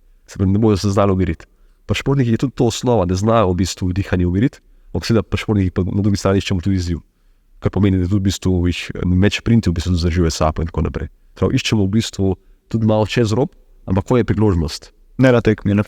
Ne na tekmi. Ko je priložnost? To je tisto, veš, je to pripravljalno obdobje, je to tekmovalno obdobje, kakorkoli. Treba tudi te stvari upoštevati, da je priložnost. In tukaj v smislu pritiska športniki lahko da tudi do 60% več, kot sem prej že omenil, ponovljivosti intervalov dosežemo. Na isti intenzivnosti lahko 6% več sprintov narediš. Kar pomeni, za tenis, odbojko, bom rekel za večino individualnih športov, ki so šprinti, pa tudi za timske, veš, košarka, rokomet, nogomet, kar rabiš v bistvu ponavljajoče šprinte z isto intenzivnostjo. Ker smo nekaj časa nazaj sledili eno raziskavo, ki so delali z ameriškimi nogometaši, primerjavo. In ena skupina je delala v bistvu klasičen metabolni trening, da moramo reči neke stvari, neke ponovitve, brez tega, da so dali pozornost dihanju. In oni so naredili, recimo po testiranju bo tako, da so pač delali intervale, delali so intervale 40 metrov šprinta, maksimalnega šprinta, po izdihu. In zdrži sapo 40 metrov. In so gledali, koliko sekund v bistvu sploh tečejo. In ko je njihova intenzivnost, se pravi, da so tekli 10 sekund, zmišljujem se zdaj, ja, da bo lažje za preračunati, je pa intenzivnost spadla na 85%, se pravi, ko so tekli 8,5 sekund ali manj, je v bistvu njihova meja. Se pravi, v bistvu, da moramo reči, je test prekinjen, zato so se spustili pod 85% intenzivnosti. In ta skupina, recimo, ki ni upoštevala dihanja, je, recimo 2 meseca trenirala z nekimi takimi klasičnimi krožnimi vadbami in tako naprej, so iz 9,1 intervalov, ki so jih lahko naredili, do upada 85%, so prišli na 10. Zelo nežno izboljšanje. Nekaj se spremenili, nekaj so delali, nekaj se spremenili, ampak spet ne tako hudo, kar lahko na drugi strani naredimo s tem, da bi sapo zdržali, in bi tudi upoštevali, kaj se dogaja, se pravi, uporabljamo tudi pulzni oksimeter, se pravi, kakšna je saturacija, da želimo saturacijo pretirano spuščati. In recimo, če upoštevamo, da vdih narediš, izdih narediš, pa narediš sprint maksimalen, in če to v bistvu neke intervale delaš namensko, enkrat, dvakrat na teden, lahko pričakuješ do 6% izboljšanje, kar pomeni, če so, spet začeli na 9,1, so prišli pa do 15, približno. Samo s tem, da zadržiš dih in fizično. Tako, in to je lahko 5 minut treninga, kako že šprinte delajo, samo v bistvu namensko delajo take šprinte. Kaj pa recimo ko zadržijo vdih, je pa to normalno dihanje ali je kakšna hiperventilacija? Ker recimo v Wim Hof vem, da ima tudi to, da se pač prvo navdihaš, hiperventilacija, prvo zadržiš dih in potem on ima to vajo, da delaš sklece, ne? In ljudje ful napredujejo pri tem, ker sem bral recimo njegovo knjigo, pa poznam njegove dele, tudi ful napredovanje. Ne? Kaj pa recimo tle pri tebi, oziroma ta metoda, ali je samo normalno dihanje, pa zadržiš, pa odtečeš? Da pa kje v osnovi ločati v bistvu, recimo Wim Hof, pa da ne bo pomota, da je to totalno izolirano, ampak če mečkaj poskušamo ločati, Wim Hof je metoda, ki v bistvu zelo zniža CO2. Sprav veliko ga izdihneš. Sprav je hipokapnična, če to poznate izraza, če ti je to blizu. Sprav, da ne bom preveč kompliciral. In manj CO2. Pa hočeš več kisika spraviti v sistem. Sprav, kisik povozi CO2 na nek način. To pri športu se skoraj nikoli ne zgodi. Ti ima zmeraj višjih CO2. Ker ga moraš izdihati nekako. In zdaj razlika je v tem, da recimo Wim Hof poudarja kisik, Klej bi pa rekel, da poskušamo poudarjati s tem zadrževanjem po izdihu, hočemo poudarjati CO2. Sprav sem drugi ekstrem, da je lažje razumljivo. Seveda pol ta prehajanje vmes je možen, ampak drugi ekstrem. In tudi recimo po nekem takem šprintu bi hotel, recimo, da je tole vdih, izdih, praktično lahko pokažem primer, ki ga lahko tudi dolgo še športnik uporabi, seveda, če ni preopremljen, pa nima visokega pritiska, ni noseč in tako naprej. Sprav vdih, izdih, narediš 40 metrov šprint. Zdaj včasih delamo, če ne delamo to, da je s kakšnimi tekači, kakorkoli, če ni to zdaj šport, ki vsebuje tek, ljudi dam na airbike, recimo. Pa ga 5 sekundni šprint, pač maksimalno. Sprav, vdih, izdih, 5 sekundni šprint. Pa potem vdih, spet nočeš iti v maksimalno. Hočeš v bistvu malo represirati, hočeš biti bolj domač s CO2, bolj domač s tem pritiskom, ki nastaja v telesu. Ker to se pri športu dogaja. Dogaja se to, da ti lahko dihaš takole. Ja, oziroma pač, da je neskončen pritisk, oziroma hočeš pritisk regulirati. To pomeni tudi, prepona, pri kateri se bo premikala, to bo v bistvu resonanco tudi v srcu ustvarjalo, se tudi srce hitreje bije zaradi tega. Okay? Vse se v bistvu hitreje dogaja v telesu. Tudi prepona bolj, ko bo nežno dihala, oziroma bolj mirno, kar ne pomeni, da se nikoli ne premika takole, ampak bolj, ko bo mirno, tudi srce bo bolj mirno zgoraj ostalo. In tako je po v bistvu v tem zdrževanju, se pravi še enkrat vdih izdih, 40 metrov šprint, 5 sekund šprint, ja, vdihneš, pa ta dvojni izdih včasih pride, da vse malo zregulira s CO2, da ga ni preveč, ker se lahko zgodi to, ponekod. Ja. In hočeš čim hitreje, se pravi, izdihniti, ja, pa čim hitreje v bistvu dihanje spet. Če to izdihneš pred šprintom ali po šprintu? Ali... Še enkrat povem, se pravi, vdih, izdih pred šprintom. 5 sekund šprint. Okay. Pa vdihneš in... Več CO2, da mejhan v bistvu vse zbalansiraš, ker začinu ljudi to lahko pred CO2. Okay? Pa naprej po tem vodnem izdihu, probaš v bistvu čim hitrejš dihanje zreducirati, okay? Sprav spet se naučiti na CO2, pa spet nekje po 30 sekundah vdih, izdih, spet 5 sekund šprint. In recimo, če narediš neko ciklizacijo, če bi govoril tudi o ponovitvah, pa serijah, če boš naredil na 2 dni, recimo to, ali pa 2krat na teden za začetek, boš za začetek bo kakšen koristil samo enkrat na teden, bo naredil vdih izdih, zdržal do maksimuma, ne vem, za prvi teden 6 intervalov, drugi teden 7 intervalov, ne vem, tretji teden 8 intervalov, pa potem četrti teden spet, ne vem, 6 intervalov, se pravi, naredil neko valovito ciklizacijo. Mu bo to že pomagalo, da eventualno že po enem mesecu kar konkretno dvigne ponovljivost šprintov, se pravi nekih maksimalnih gibanj, ne samo šprintov, skokov, kakorkoli, do 60% brez da bi karkoli drugega prečno delo, ob tem, da pač že nekaj dela. In to je par minut v bistvu treninga, ki ga lahko uplete znotraj tistega treninga, kar počne. Lahko se socializacijsko naredi, ne vem, pri moški odbojki se to pač da, ne vem, z neko ponovljivost žog, nekih drilov bi lahko rekel, se da to uplesti eventualno, pa kolesari pa so na kolesu. Zakaj bi z njim tekel? Ne vidim, to je tisto, kar sem rekel, poslušam čim boljšo aplikacijo, da je tisto, kar počne, poslušam takoj integrirati, ne iti ven iz tega. Ne želim, ne vem, košarkara učiti olimpijskega dvigovanja, to je drug šport. Ne želim preč posplošiti športnika, kaporata bo prečen. Kaj pa recimo aplikacija za nekoga, ki samo trenira, recimo v fitnessu, isto lahko potem pri težjih, ali je to malo drugače potem princip? Pri težjih bo že tako v bistvu zdrževanje, tam je problem pri težjih tudi, če boš ti po izdihu naredil, boš zgubil malo stabilnosti. Tega načeloma ne bi, sploh če ne vem, to nek trening moči, kar rabaš vdih. Vdih ti v bistvu stvari stabilnost v trebušni metlini. Mislim, lahko ustvari, ne da je nujno to, ampak načeloma, če ti vdihneš, pa če v bistvu nek, če ti mu rečeš bracing ustvari v bistvu neko tenzijo, s katero želiš operirati med tem, ko dejansko si na treningu moči. Takrat ne bi po izdihu delal teh stvari. Ko ustvariš v bistvu manj stabilnosti.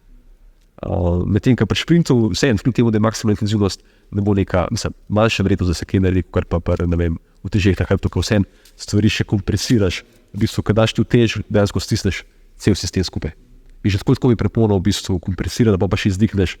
Tudi ta izdih, v bistvu gre za to, da ne izdihneš na ta način, da se zasedeš, ker smo v bistvu stabilnost, ampak hočeš v bistvu drugi interval dihanja imeti, ne maksimalen, pa ne tako, da se sedeš. Ljudem rečeš, da se sprostijo, tudi ta aspekt, ki je tako globina diha razumljen, da se sprostijo, ljudje padejo skupaj. Tako. Gre drugi ekstrem. Sprostitev ne pomeni pasive, ne gre za kultivacijo pasivnosti, nič ne počneš. Sprostitev je kle vmes, med pasivnostjo spet pa med maksimalno aktivnostjo. Ko se gre spat, tudi ne želiš umreti. Mislim, kaj še želi umreti, ne vem, ampak nočeš umreti dejansko. Hočeš v bistvu sprostitev, da lahko v bistvu čim bolj mirno se telo regenerira. In tudi prej, kaj si je rekel, ko športniki počnemo stvari, to, ko sem zdaj omenila, ti šprinti so nadgradna predvsem tega, da se on zna tudi umiriti. Da spanje izboljšava, ker spanje je zelo pomemben aspekt cele regeneracije in tudi dihanje med spanjem je zelo pomemben aspekt. Zato se športniki dejansko veliko ustavimo pri spanju. Mislim, z vsemi, ampak športniki še posebej. Je fajn zdaj, ko si omenil to spanje, dosti krat se poudarja, da je fajn tudi med spanjem, da se diha skozi nos, ne samo pogosto se pa usta odpirajo. Tako da zdaj je kar popularno, da si nekako zaflikaš ustnice, ne? Da si daš kakšno trak čez in pol avtomatsko dihaš skozi nos. Verjetno na ta princip tudi sodeluješ. Ja, mislim, tudi to uporabljam, je pa res, da treba najprej ugotoviti, da posameznik je tudi sploh sposoben dihati skozi nos.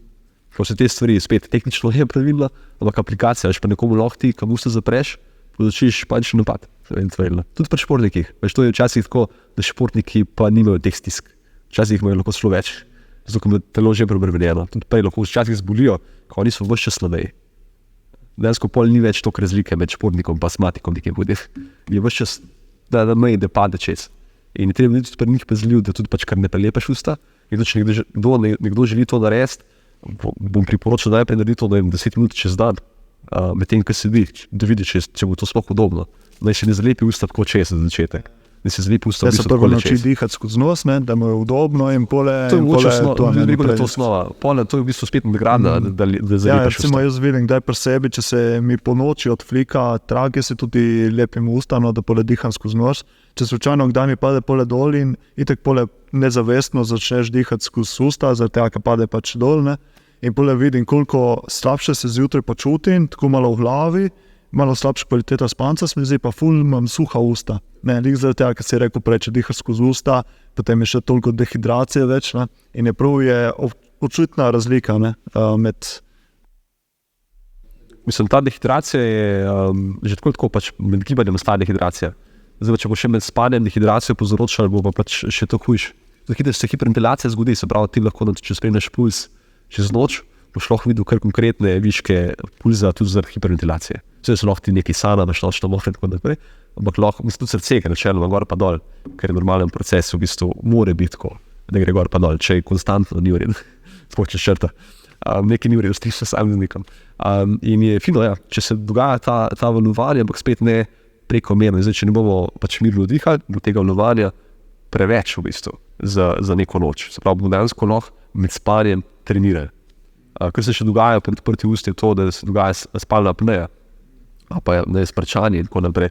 Spet je razliko v smrčanju, ali še smrčimo skozi nos ali pa skozi grlo. Zdaj, skozi grlo pomeni, da nam je v bistvu padel jezik nazaj. Prav, v bistvu se dušimo. In te spalne apneje v bistvu pri ljudeh, ki nastanejo, lahko v bistvu povzroča anksioznost. V bistvu se dušiš. Pa kvaliteta spanca pada, ker se ti nezavestno se zbudiš, ne?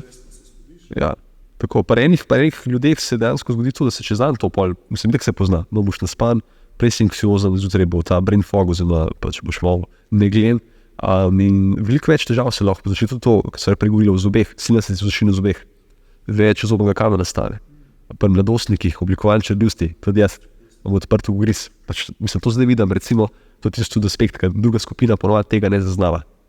Veliko ortodonti pač popravljajo zobe. Ampak pogosto je pa težava ali v čeljustih, ali pa v tlini, ne?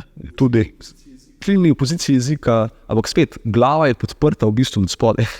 Večinoma. In zdaj, kaj spet lahko naredimo, to v smislu telesne države, ena stvar je trebušna vrpona, ker dejansko lahko bi rekel direktno povezana tudi z jezikom, in to podplati. Iščemo v bistvu celotno povezavo v smislu z anatomije, če bi se pogovarjali, govorijo samo o trebušni vrponi, samo o jeziku, ki jezik počiva. Ker to nam ustvarja, kot smo rekli, nek določen pritisk tudi potem v glavi. Okay. Zato lahko tudi v bistvu, lahko tudi ti probaš, oziroma tudi tisti, ki gledajo, poslušajo, lahko probaš, če daš jezik na nebo, pa probaš vdihati, boš videl razliko, tukaj noter se spremeni vdih. Kar naenkrat zgleda glava bolj odprta, se pravi, kar več neke dekompresije se zgodi. Znaš to? Tudi z nekimi, zelo fizično se to zgodi. Ja? Pač lahko se, jaz sem na tej točki zdaj, ker lahko tudi, če dam roke nekom na glavo, lahko se lahko čuti, dejansko začne premikati v bistvu lobanja, tudi krajno-sakralna terapija podobne stvari počne. Čuti se pravi, imaš zelo fizičen aspekt, navzven se vidi, ti čutiš stvari, pa lahko tudi v bolj abstraktnem smislu, veš, kaj imaš tretje oko in tako naprej, v bistvu tudi joga, učitelji in tako naprej, v bistvu lahko dejansko s tem zelo vplivaš tudi neke druge, rekel, bolj te neke spiritualne prakse, če želiš, veš lahko tudi v to smer. Pa predpogoj še zmer biomehanika, če se ne premika, boš tam težko nekaj stimuliral, da se bo nekaj spremenili zares. Še vedno v osnovi fizično telo, ker sploh v duhovnosti se dostikrat pozablja, ne, samo duhovno, samo tiste stvari, ne, še vedno fizično telo je tisti temelj od spoda, ne. Ker če mislim, da mora biti preplet je fajn, če obstaja, ker se čim tudi ljudi, ki ne meditirajo 8 ur na dan, to so redki, ampak so taki ljudje in imam občutek pri njih, da včasih telo pozabijo, oziroma so v nekih sferah, ki se jih razumem deloma, ampak oni sebe več ne razumejo, zato ker mislijo, da telesne ne rabijo, ampak v bistvu jih telo jih boli, ne vem, kronične težave, In potem se ukvarjajo na ta način s telesom, kot da jim je telo težavo. V bistvu, kako psiha vpliva na telo, tako telo vpliva na psiho. Ne? Zdaj lahko ti delaš na duhovnosti, koliko češ, če boš telo zanemaril, pole boš mogel še toliko več delati na duhovnosti, da boš na istem nivoju. Ne? Jasno. Spet je v bistvu kompromis potem. Načeloma si pa želim ustvarjati integracijo, nekega fizičnega nivoja, mentalnega nivoja, čustvenega nivoja, tudi eventualno duhovnega. Ampak ta duhovni nivo ali pa že čustveni, pa tudi mentalni včasih je ljudje dosti težko predstaviti. Je precej, to pač uporablja že besede, abstraktno, vsak ima svoj pomen, kaj pomeni čustveno za njega. Medtem, ko fizično se pač vidi, se premika, mu lahko tudi pokaže, lahko zmerva, vsek se pač da kle zmeriti, lahko se v številkah pokaže. In ker meni na koncu pri športnikih pomembno, pač težko, tudi recimo sem videl pri sebi, koliko problemov sem imel na začetku, ko sem začel raziskovati te stvari mentalno, čustveno, duhovno. Pač kot športnik itak si bolj vezan na materialno, na svoje telo, na feedback, biofeedback in to. Ne. Tako, in tudi z tega vidika pa te stvari pri športnikih uporabljam, v bistvu dosti fizično. Mislim, imaš tudi srečne športnike, ki imajo te vse aspekte zelo razvite, začnemo v bistvu tudi s fizičnim. In v končni fazi želimo, da je to vse integrirano. Da je vse povezano, da znamo v bistvu tudi s fizičnim vplivati na čustveni, pa tudi na čustvenega na fizični. Ampak spet ne bo pomote, jaz se ne ukvarjam z neko terapijo, ne terapiram ljudi v smislu tega, da se pogovarjam zdaj, kaj je bilo v preteklosti, vse da me zanima tudi, kakšne poškodbe so imeli in tako naprej, na nekem fizičnem nivoju. Ampak tudi travme, kjerkoli, to so v bistvu interpretacije. Interpretacije v bistvu zgodbe na situacijo. En primer je lahko, če mi dokaj sediva in naj srce začne konkretno biti. Lahko povzroči anksioznost v nekih telesih. Zato, ker ni konteksta. In če ni konteksta, mi lahko tudi neko zgodbo, imamo nek spomin, ko v bistvu sploh ni kontekstu, ker smo izgubili povezavo. In s tem ustvarjamo anksioznost v naših telesih. Ker takrat, ko ti sediš, pa ti srce bije, ni konteksta, zakaj bi mi za srce bil, če jaz tle mirno sedim. Če grem pa jaz teč, pač tam čevam, pričakujem, da mi srce bije. In bo anksioznost tudi manjša tam, pač vzmej, da bo. Pač kaj je skladno s tistim, kar počneš. In te stvari se lahko potem spremenijo tudi z našimi spomini. Imamo nek spomin, ki ni sploh ni natančen, mislim, pač ni v kontekstu, a pa je naša interpretacija zgodbe. Se pravi, samo koliko je 5% je zavestne, ostalo je podzavestna. To niti ne vem točno, kaj, težko bi opredelil, teh stvari nisem meril, so manj utepljive. Pač to bolj psihiatri oziroma psihologi. Tako, jaz bi rekel, neke ideje obstajajo, zdaj ne vem, kako se to zmeri, točno to ne poznam. To je že malo abstraktno. Malo abstraktno za večino ljudi in tudi, ko sem rekel, ne terapiram, ne zanima me to, da gremo nazaj, se ukvarjamo tudi s tem, me zanima v bistvu deloma, ampak bolj me zanima odklen naprej v prihodnost. Kaj lahko zdaj spremenimo? Ne, da samo rečem ljudem, zaprite usta, pa bo vse boljš. Tudi kako najti aplikacijo, da bo te posamezniki začeli drugače dihati, da bo bolj tolerančni na CO2, da bo v bistvu pritisk lažje reguliral v različnih področjih telesa. In predvsem zaradi tega, ne zato, da oni so boljši v dihanju. Načeloma se ljudje ne želijo biti boljši v dihanju. Načeloma pomagam ljudem, da so boljši v športu, da so boljši v poslu. To je zdaj moja, ena glavnih domen. Podjetništvo, delam s tistimi, ki so zaposleni v različnih korporacijah in tako naprej, do pač športnikov na drugi strani. Ko pa recimo zaposlene, kako bi to izgledalo? Ali je to spet zavestno dihanje med stresno situacijo ali je potem tudi kakšne vaje izven te stresne situacije, kako pa recimo neki podjetniki, zaposleni, kako lahko optimizirajo dihanje, da pole tudi za boljše rezultate, boljš počutje in tako. V končni fazi bi se želel tudi s komorkoli doseči celo zgodbo. Za začetek lahko daš take dihalne vaje, kot se pravi, to ljudje iščejo, oziroma lahko tudi uporabijo, predvsem zaradi tega, da sploh videl, ali to se sploh spreminja. Je pa tudi, kot če bi rekel pri treningu, da bi ta sam treniral, ne vem, počep, pa bi pričakoval, da boš posod boljši. Ni nujno korelacije sploh. To je ena stvar. Recimo, če jaz delam s smučarjem skakalcem, bomo iskali vertikalna gibanja. Če delam z odbojkarjem, tudi vertikalna gibanja. Ampak pri odbojki je vse drugače, imaš tudi horizontalne gibanja. Če mi delamo večino mojega programa samo počepe, bo problem. Zato, ker športnika v bistvu odmikamo od njegove discipline. In tudi tukaj, pač si dam nekemu podjetniku najprej, kako bo izboljšal določeno stvar znotraj sestanka, kako se bo pripravil na javni nastop in tako naprej. Pa želimo vse, spanje, vse v bistvu nekako zoptimizirati. Ne zdaj spremeniti v celoti, pa vse vršiti okrog, ampak postopno spremeniti posamezne aspekte, oziroma prilagoditi in ne spremeniti, prilagoditi. Večino gre za prilagoditve, niti ne za totalno spremembo. In zdaj včasih je tako, da lahko že neka prilagoditev vpliva na poslovne odločitve. To nekaj časa nazaj sem tudi najdel en primer da bo reči raziskave, taka bolj neformalna je bila, ampak so v bistvu gledali, dve skupini sta bila, ena je imela, zdaj točno se ne spomnim, kakšen je bil ritem, pa tako naprej, ampak ena skupina je, da je imela eno dihalno tehniko, namenjeno temu, da se umiri, druga skupina je pa imela tako pač dihanje, kakšno so hoteli, pač bolj so bili fokusirani na odločitve. In dejansko so veliko več pravilnih odločitev, se pravi neke kompleksne naloge, se pravi znotraj podjetništva so imeli, so veliko več pravih odločitev sprejeli tisti, ki so v bistvu namensko tudi, samo za 2 minuti regulirali dihanje, ne več. 2 minuti je dosti lahko, da spremeni.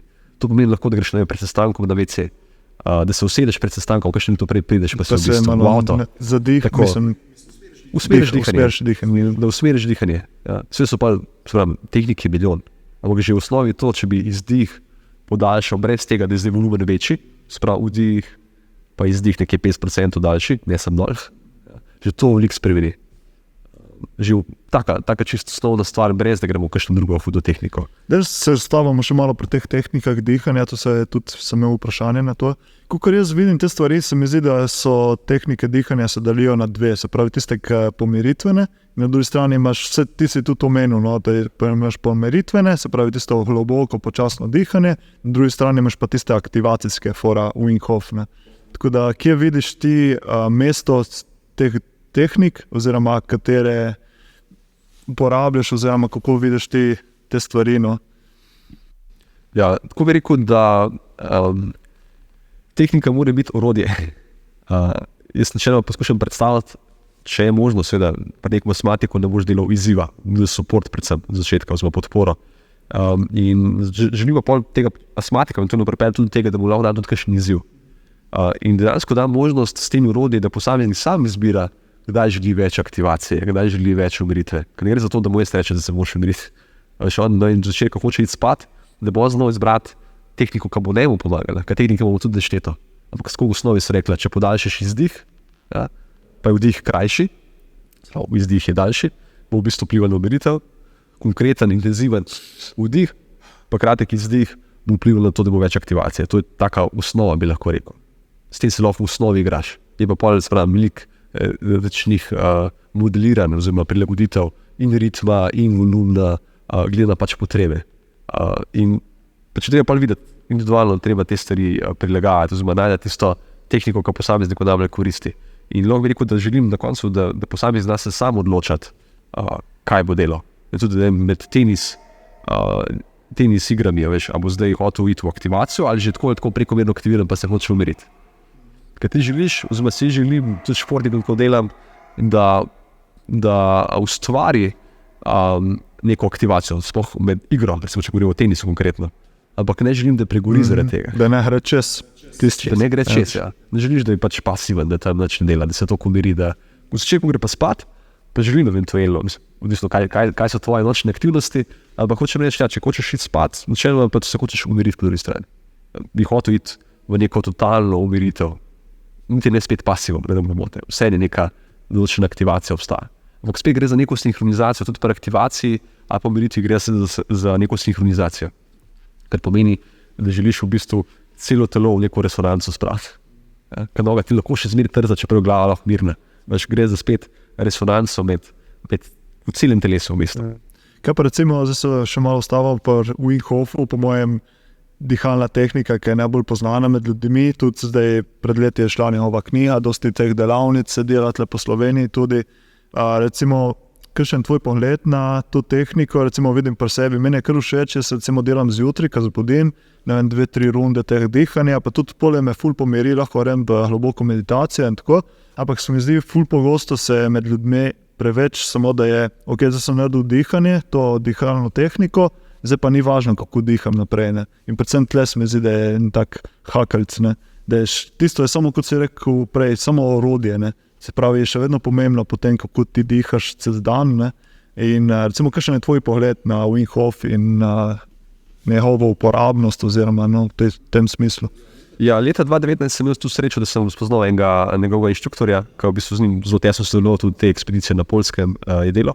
Jaz sem takrat na Poljskem in pa sem se pač tam srečala. In veliko teh učiteljev, inštruktorjev Wim Hof metode je potem začel raziskovati tudi druge modalitete. Se niso ustavili pri tebi. Niso se ustavili, kar je v bistvu super. Mislim, jaz nekako vidim kle za dihanje, za povezovanje, ne za to, da se naredijo polji. Ko v bistvu vsak polj ima svojo korist, mislim, če govorijo o poljih.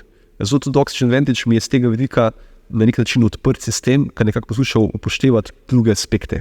Posluša razumeti fiziologijo. Ne samo neko izkustveno zgodbo, seveda je tudi izkustvo pomembno, ampak tudi kaj se zgodi eventualno v krvi in tako naprej. Pač ne samo, da so ljudje po domač povedano nahajpani, ker pri Wim Hofu se mi zdi, da ljudje pač po neki hiperventilaciji se tako dobro počutiš, ker ljudje tudi mislijo, da je več kisika spravijo v telo. Ampak če bi gledali njihovo oksigenacijo, se pravi s pulznim oksimetrom, če se daš pulzni oksimeter gor, boš videl, oksigenacija ta pade, praktično tudi na 60%, ker v bistvu precej pod mejo, nekje na 50% lahko že skap padeš. Ja. Ker pomeni, v bistvu zmanjšaš vsebnost kisika v telesu, oziroma krvnih celicah. Kaj se pravi, precej pade v bistvu. To je stresor za telo, ker se telo mora obnoviti in postane močnejše, kot recimo fizični trening. Tako, na nek način je stresor. Seveda imaš pa tudi na drugi strani pri Wim Hofu, ki so zdrževani potem tudi proti neki umiritvi, ampak ti dejansko toliko CO2 izdihneš, da kar nekaj časa rabiš, da ta CO2 v bistvu izenači z kisikom. Kar nekaj časa v bistvu to poteka, v bistvu, da se nekako regulira cel sistem. In Wim Hof, ja, pač to je en del, ki zdaj, kot sem tudi premenil, inštruktori iščejo, tudi kako povezujejo. Tudi zdaj na teh delavnicah, kar vem, v bistvu velikrat uporabljajo tudi druge stvari. Ja. Ker nekako vidim smisel v tem. Ne gre samo za to, da imaš hiperventilacijo, ampak da daš tudi kako se zdaj umiriti na drugi strani, če že iščeš dva pola. In tudi mrzla voda, velikrat imam pomisleke, če govorijo o Wim Hof nekako prakticira, da mu reči hiperventilacijo pa mrzlo vodo. Prav dva stresore na nek način. Tudi mrzla voda ima v bistvu za nekoga spet, ki je, da mu reči, v neki depresiji, karkoli ga bo zbudila, ga bo zelo zaktivirala. Imajo ta nek tudi, kako bi rekel, čredni, ne more reči nagon, lahko bi rekel nagon, ja. Čredna aktivacija, še so nahajpani, to te pomaga dvigati, se pravi, pomagaš v bistvu z okoljem suportirati neko živost, če bi rekel. Nekdo, ki je pa relativno živ, mu pa mrzla voda, ne vem, če mu zares koristi. S tem inštruktorjem, ki sem srečal, so se pa tudi malo hecala. Oni so imeli tudi ekspedicijo tam na Poljskem, te zimske ekspedicije. Ti so videli dokumentarce, so bilo ful dolgo. Ja, to bilo po 14 dni in to v bistvu velike ventilacije, veliko kopanje v mrzli vodi. Tudi samo v spodnjih hlačah grejo tudi na horu hoditi, tako da ti so ful zanimivo. On je bil čist preklejen, pač prekomerno in stvari. Se pravim, stresor je, ampak v bistvu se je malo prekomerno izval. Mi so pa na drugi strani priložnost spoznati istočasno, ko smo bili na Poljskem. Na Poljskem sem bil v bistvu 2019 na v bistvu tem inštruktorskem tečaju Oxygen Advantage s Patrickom. Se prav on učil? Ja, on je bil. To sem imel tako zelo zanimiv spektr. Sem poslušal pa njegovih podcastov in je full ured. Ja, mislim, tudi zelo tako za komunikacijo. V istem hotelu sem bil, tako da so lahko precej tudi debatirali o različnih aspektih. Videl sem tudi, da ta biomehanika je za njega mogoče manj znana. Sicer ful stvari poznam, ampak mogoče manj znana. Mene zanima ta spektr, ki nekako iz tega prihajam, iz anatomije, fiziologije. Njega bi zanimala fiziologija skozi biokemijo. Kremo, on ni znane, tako da so nekako, če bi zdaj spet pričal, seveda, pač marsikaj ve o biomehaniki. Ampak ja, imel sem priložnost poleg njega spoznati na eni strani tega Wim Hof inštruktorja, ki pač z Wim Hofom sodeloval, na drugi strani pa enega Francoza, ki pa dela v Fornicih, v košarkarski ekipi v Ameriki. To v bistvu od Michaela Jordana je ekipa, poznaš. In on pa v bistvu je pa nek drugi ekstrem, bi lahko rekel. Nek drugi ekstrem pa hotel ful umiritev. Ja. Ko smo imeli zanimivo debato, zanimivo je tudi to, ta kolega iz Francije, on je v bistvu črnc, ima ful velike nosnice. Ja. Ampak kljub temu, da ima ful velike nosnice, zapravo spet, ima v bistvu zelo dobro predispozicijo. Imel kar nekaj težav, pa ko smo delali skupaj te zdrževanje sape ali pa dihanje skozi nos, se tudi rabo kar navaditi.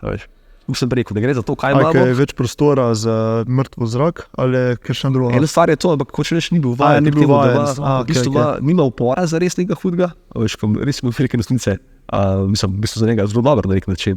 Ampak po drugi strani je težko v bistvu tudi dolgo sapo država, pa dihal skozi nos večino časa. Sploh ne v mirovanju, to ni bil problem. Če smo začeli delati nekaj z nekim premikanjem, pa to je hotel usta odpirati. Tudi navada je v bistvu to, da usta odpiram.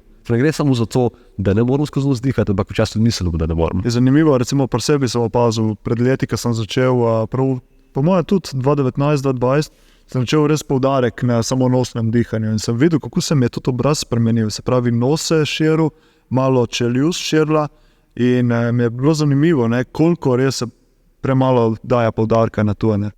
Cela glava se rešili, kako se je Recimo opazil. tudi James Nestor piše v njegovi knjigi, ne, kako so se lobanje spremenile. Ne. Naši predniki, se pravi v pradavini, so imeli ful močne čeljusti, zato ker so jedli ful več čvrste hrane in ful boljš, se pravi ta nos in tako. In pole mi danes ne, v modernem svetu, ki jemo mehko hrano, dihamo skozi usta, ne, kako se je tudi fiziologija podrla potem.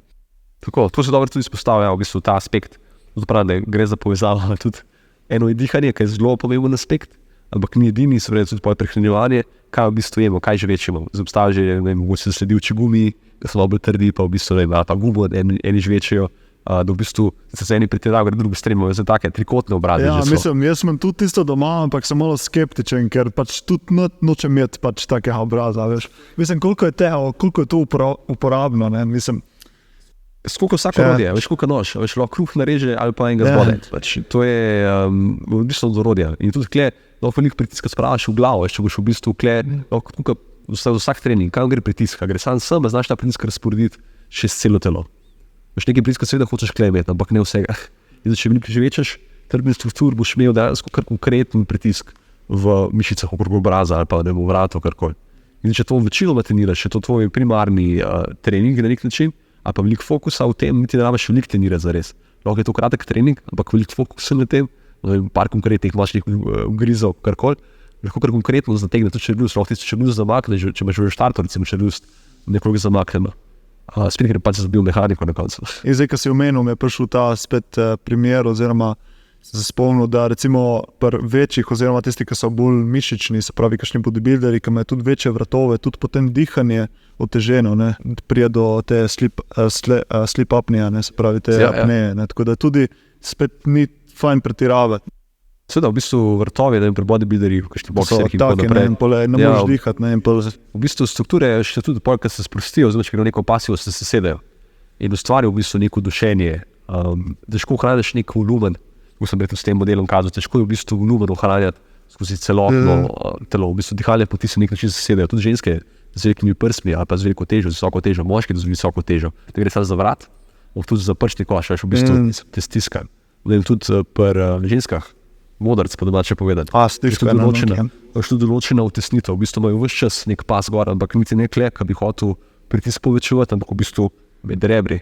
In dejansko vse mišice kože se dejansko na rebra prelepi lahko s časoma, ker pomeni omejeno gibanje dejansko reber.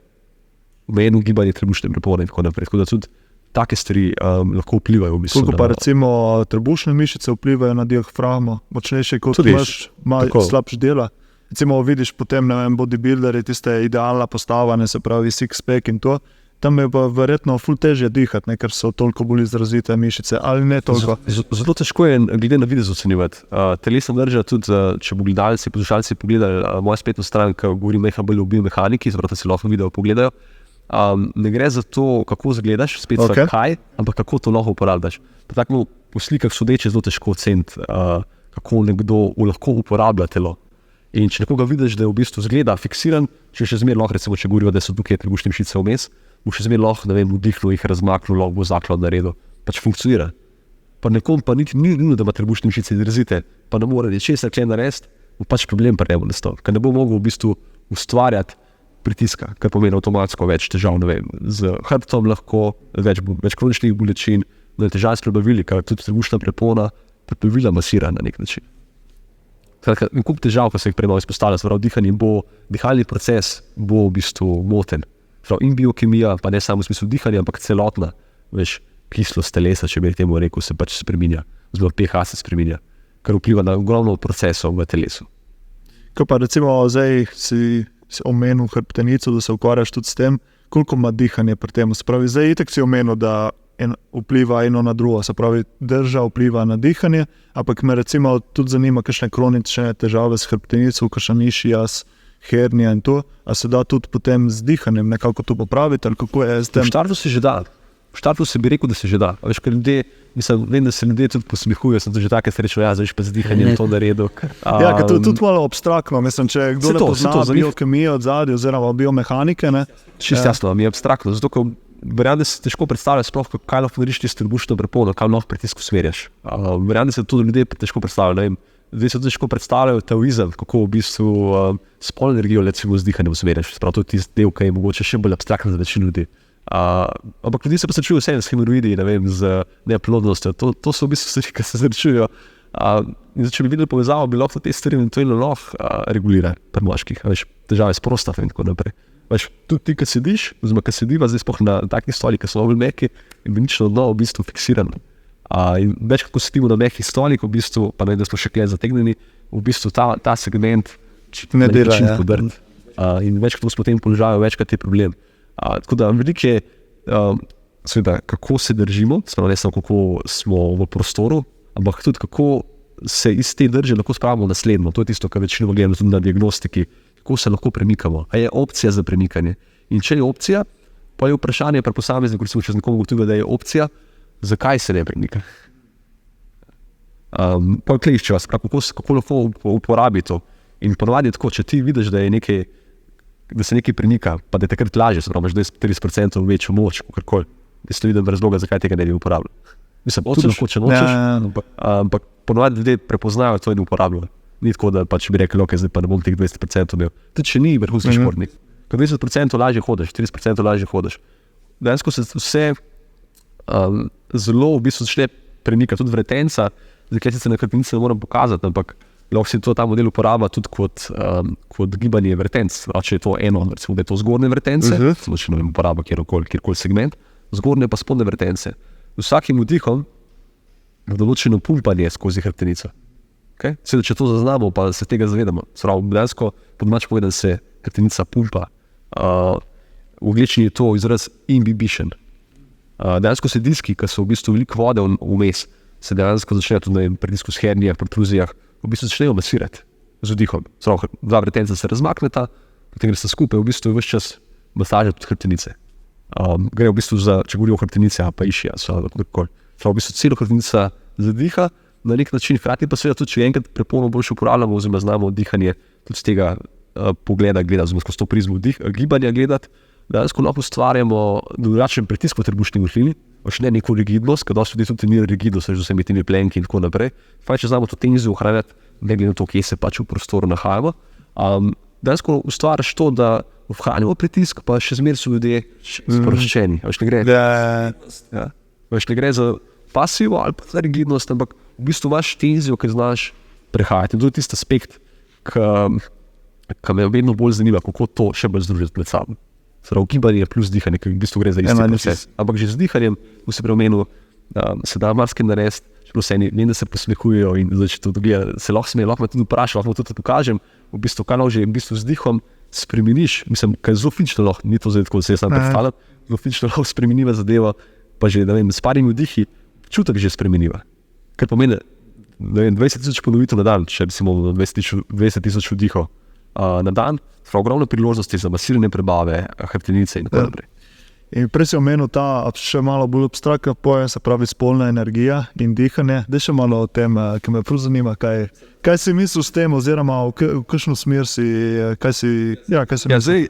Zdaj taoizem je sploh ena taka stvar, v bistvu so imeli na Kitajskem, ki so imeli še cesarstvo, oni so dejansko zelo bili pozorni, kako bo izgledal njihov rod, če temu tako rečem. In so imeli, da bi nek prevod naredil, da bi rekel seksologe. Ampak to ne pomeni, da so se sam seksom ukvarjali, ampak v bistvu z ohranjanjem, lahko bi rekel, kaj bi zdaj imeli life coach. Ja, ker v bistvu pri seksu je dosti ta v bistvu spolnosti, karkoli, dosti spolne energije, ne? Ni samo akt, ne? Lahko, mislim, jaz bi rekel, da ves čas je samo polje vprašanje, kako to poznamo tudi usmerjati, regulirati. Tudi, ne vem, prezgodnji izlivi, tudi lahko z dihanje povedano, veš, tudi, ne vem, nočni izlivi, veš, pa nekih mladostnikih, veš, tudi v bistvu hiperventilacija in pač izliv. Seveda lahko to eno z drugim, veš, lahko je, ne vem, pač nekaj sanjal, pa je potem se zgodil neki izliv, ampak lahko je pač to povezava. Veš, tudi s hiperventilacijo lahko vzražeš sam sebe. Pač lahko tudi greš v kjerkoli smer, v smislu užitka ali pa v smislu nekega neudobja, pač z dihanjem lahko te stvari reguliraš. In če se vrnem nazaj na taoizem, v bistvu oni tako zelo razmišljajo, kako tudi s to energijo regulirati, sploh, kaj se enkrat odločiš, da boš imel enega, dva otroka, kakorkoli, kako zdaj to energijo ohraniti v telesu in uporabiti v bistvu za gradno celic, za v bistvu ponovno rojstvo sebe, če vidim tako rekel. To je zelo nekaj, za večino abstraktno, mogoče ni, da vem, kdo to gleda vse skupaj, ker se pogovarjava. Dejansko pride do tega, da spet en aspekt je bil mehanike, se bo zdaj spet tehnično, če bi govoril, pa lahko izpostavil, tako pri moških, če bi gledal, dejansko so moda oziroma močna, so mišičničnega dna. V bistvu izvodilo imaš dejansko v pač moda, so dejansko ven iz medenice, zato da se pač ne pregrevajo in tako naprej, so čist tako gledam, da se hledijo. In takrat, ko bo mraz, pač bo šla pri moških, pač vzma pri nas greh in kaj je moda navzgor. In tudi dejansko pri dihanju, se pravim, to je zelo tak abstrakten, pa mogoče je zelo, kako bi rekel, abstrakten, ezoterično. Ja, malo tako ne po domače. Ja, pa niti ne ezoterično, ampak mogoče tudi za koga tako, ne naj zdaj izrazim, ampak zelo tako čudno področje, ki se o tem tudi sploh pogovarjava. Vse fajn, to so take abstraktne teme, ki mi je še, mislim, je fajn, da se tudi tega govori. Lahko je zelo fizično, ker se pravim, z vdihom, lahko bi rekel tudi, ne vem, takrat, ko opazuješ dihanje. Pri moških, če imaš zelo ozke spolnice, se ne močno opazi, če sediš, v bistvu je podobno, ampak medenično dno je močne. Kar pomeni, z vdihom bo šla moda navzgor, z izdihom moda navzdol. Se pravi, dejansko lahko fizično vidiš, če hočeš, pač kaj se premikajo moda, kako lahko pritisk reguliraš. Pri ženskah je to pač težje ugotoviti. In najbolj mi je zanimivo, ker na kakšnih teh, če se vrnem v bistvu na kakšne kongrese in tako naprej, kakšen fizioterapeut ali fizioterapeutka razlaga, zdaj pa dajte držati, ne vem, hrbtenico neutralni legi, čutite mišičničnega dna. Je to zelo mentalno. Jaz rad, da ljudi ne čuti, kaj se jim dogaja kje noter. Jaz rad, da dosti ljudi ne ve, kje je sploh prepona. Mislim, lahko mentalno vejo, ampak kako čuti to znotraj telesa, verjamem, da ne more tega zaznati. Tudi en tak preprost težji za prepono, če se ne koncentrira preveč na samo notranjo, je to, če narediš vdih, izdih, se prime za nos in probaš vdihati. To v bistvu napenja trebušne prepone. Ker večina ljudi sploh ne zaznava tega kot trebušno prepono. Pa čuti pritisk druge, pa reče, da jih duši, pa ne vem. Predišel trebušni preponi. In pač ja, moda, premikanje mod je v bistvu ložje, tudi govorijo, veš, kaj se govori o dihanju, je masaža tudi mod. Tudi za nek način, ne sam prebavil. Pri ženskah se pravi, je težje videti, pač tudi lahko, ne vem, en tak primer, zdaj lahko doma ljudje probajo, se na žogo usedajo, pač kaj manjša, ne vem, ženske.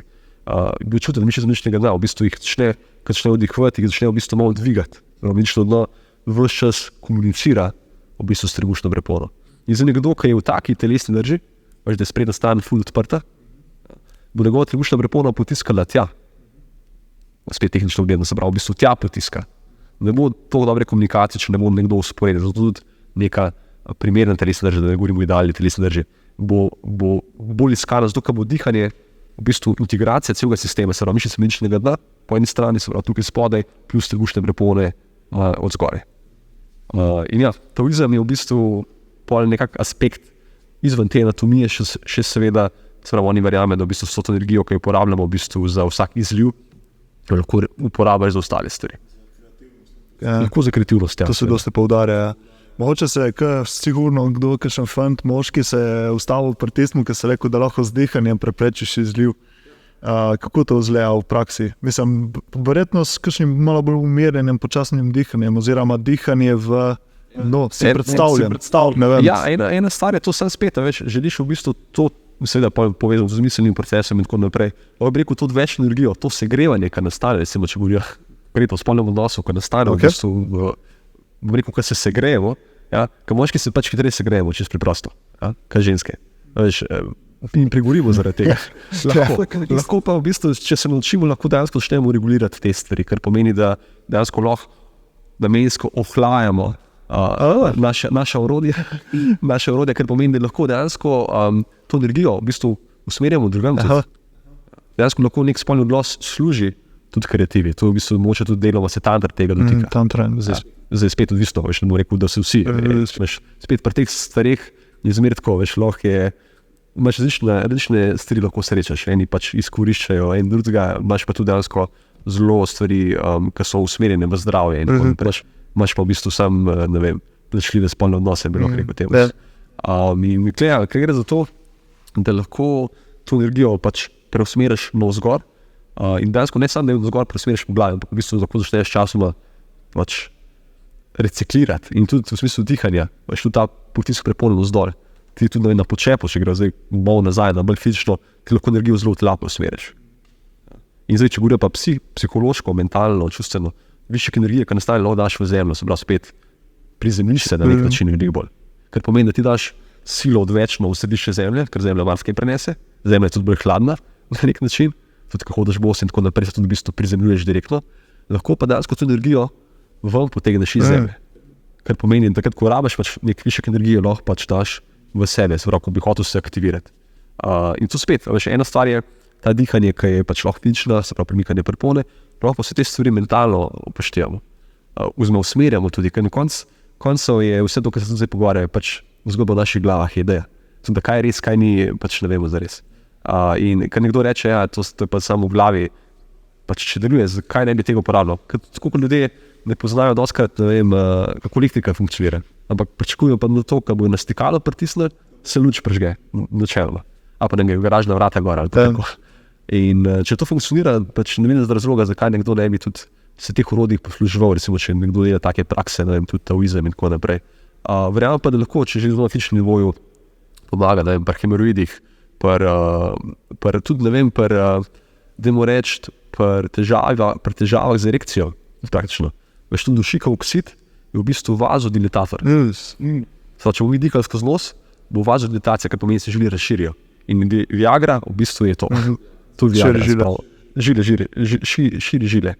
In dejansko mi tudi z dihanjem lahko v bistvu vplivamo na erekcijo. To je isto dopolnila, recimo arginin, citrulin, širijo žile, ne, tudi recimo tisti, če ima kdo težave pri spolnih odnosih, ne, recimo se uporablja kakšen citrulin, arginin, da malo pospeši vse, ne, in bolj lažje. Zdaj, ko smo pri tem, bi te še vprašal, sem zasledil, mislim, da je tudi McCowan, se tako izgovori. Patrick McNewen. Mislim, to če boš njega vprašal, bo drugače. Ima tudi eno posebno dihanje, dihanje. Poznaš to? EPO, zdaj v katerem kontekstu? V bistvu za produkcijo EPO-ta oziroma za nadomestek EPO naravni doping.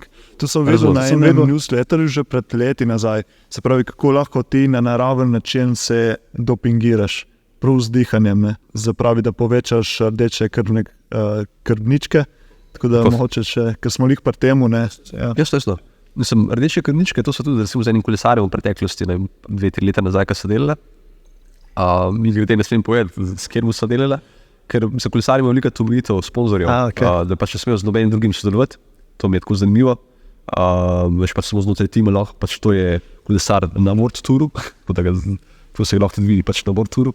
Ne smem povedati, kateri. Ne sme sodelovati z zunanjimi? Ne sme sodelovati z zunaj ekipe. To pa ne sodeluješ. Se na nek način razumem to z tega vidika, ker pač, ne vem, ni fajn, da ga nekdo poškoduje, ker to so pač pomembne stvari, ampak po drugi strani bi pa si želel, da pa, ne vem, s trenerjem tudi se pogovoril o teh stvarih, ker gre spet za fizično stvar, ki so ustvarili jih to, ker se govori o EPO-tu.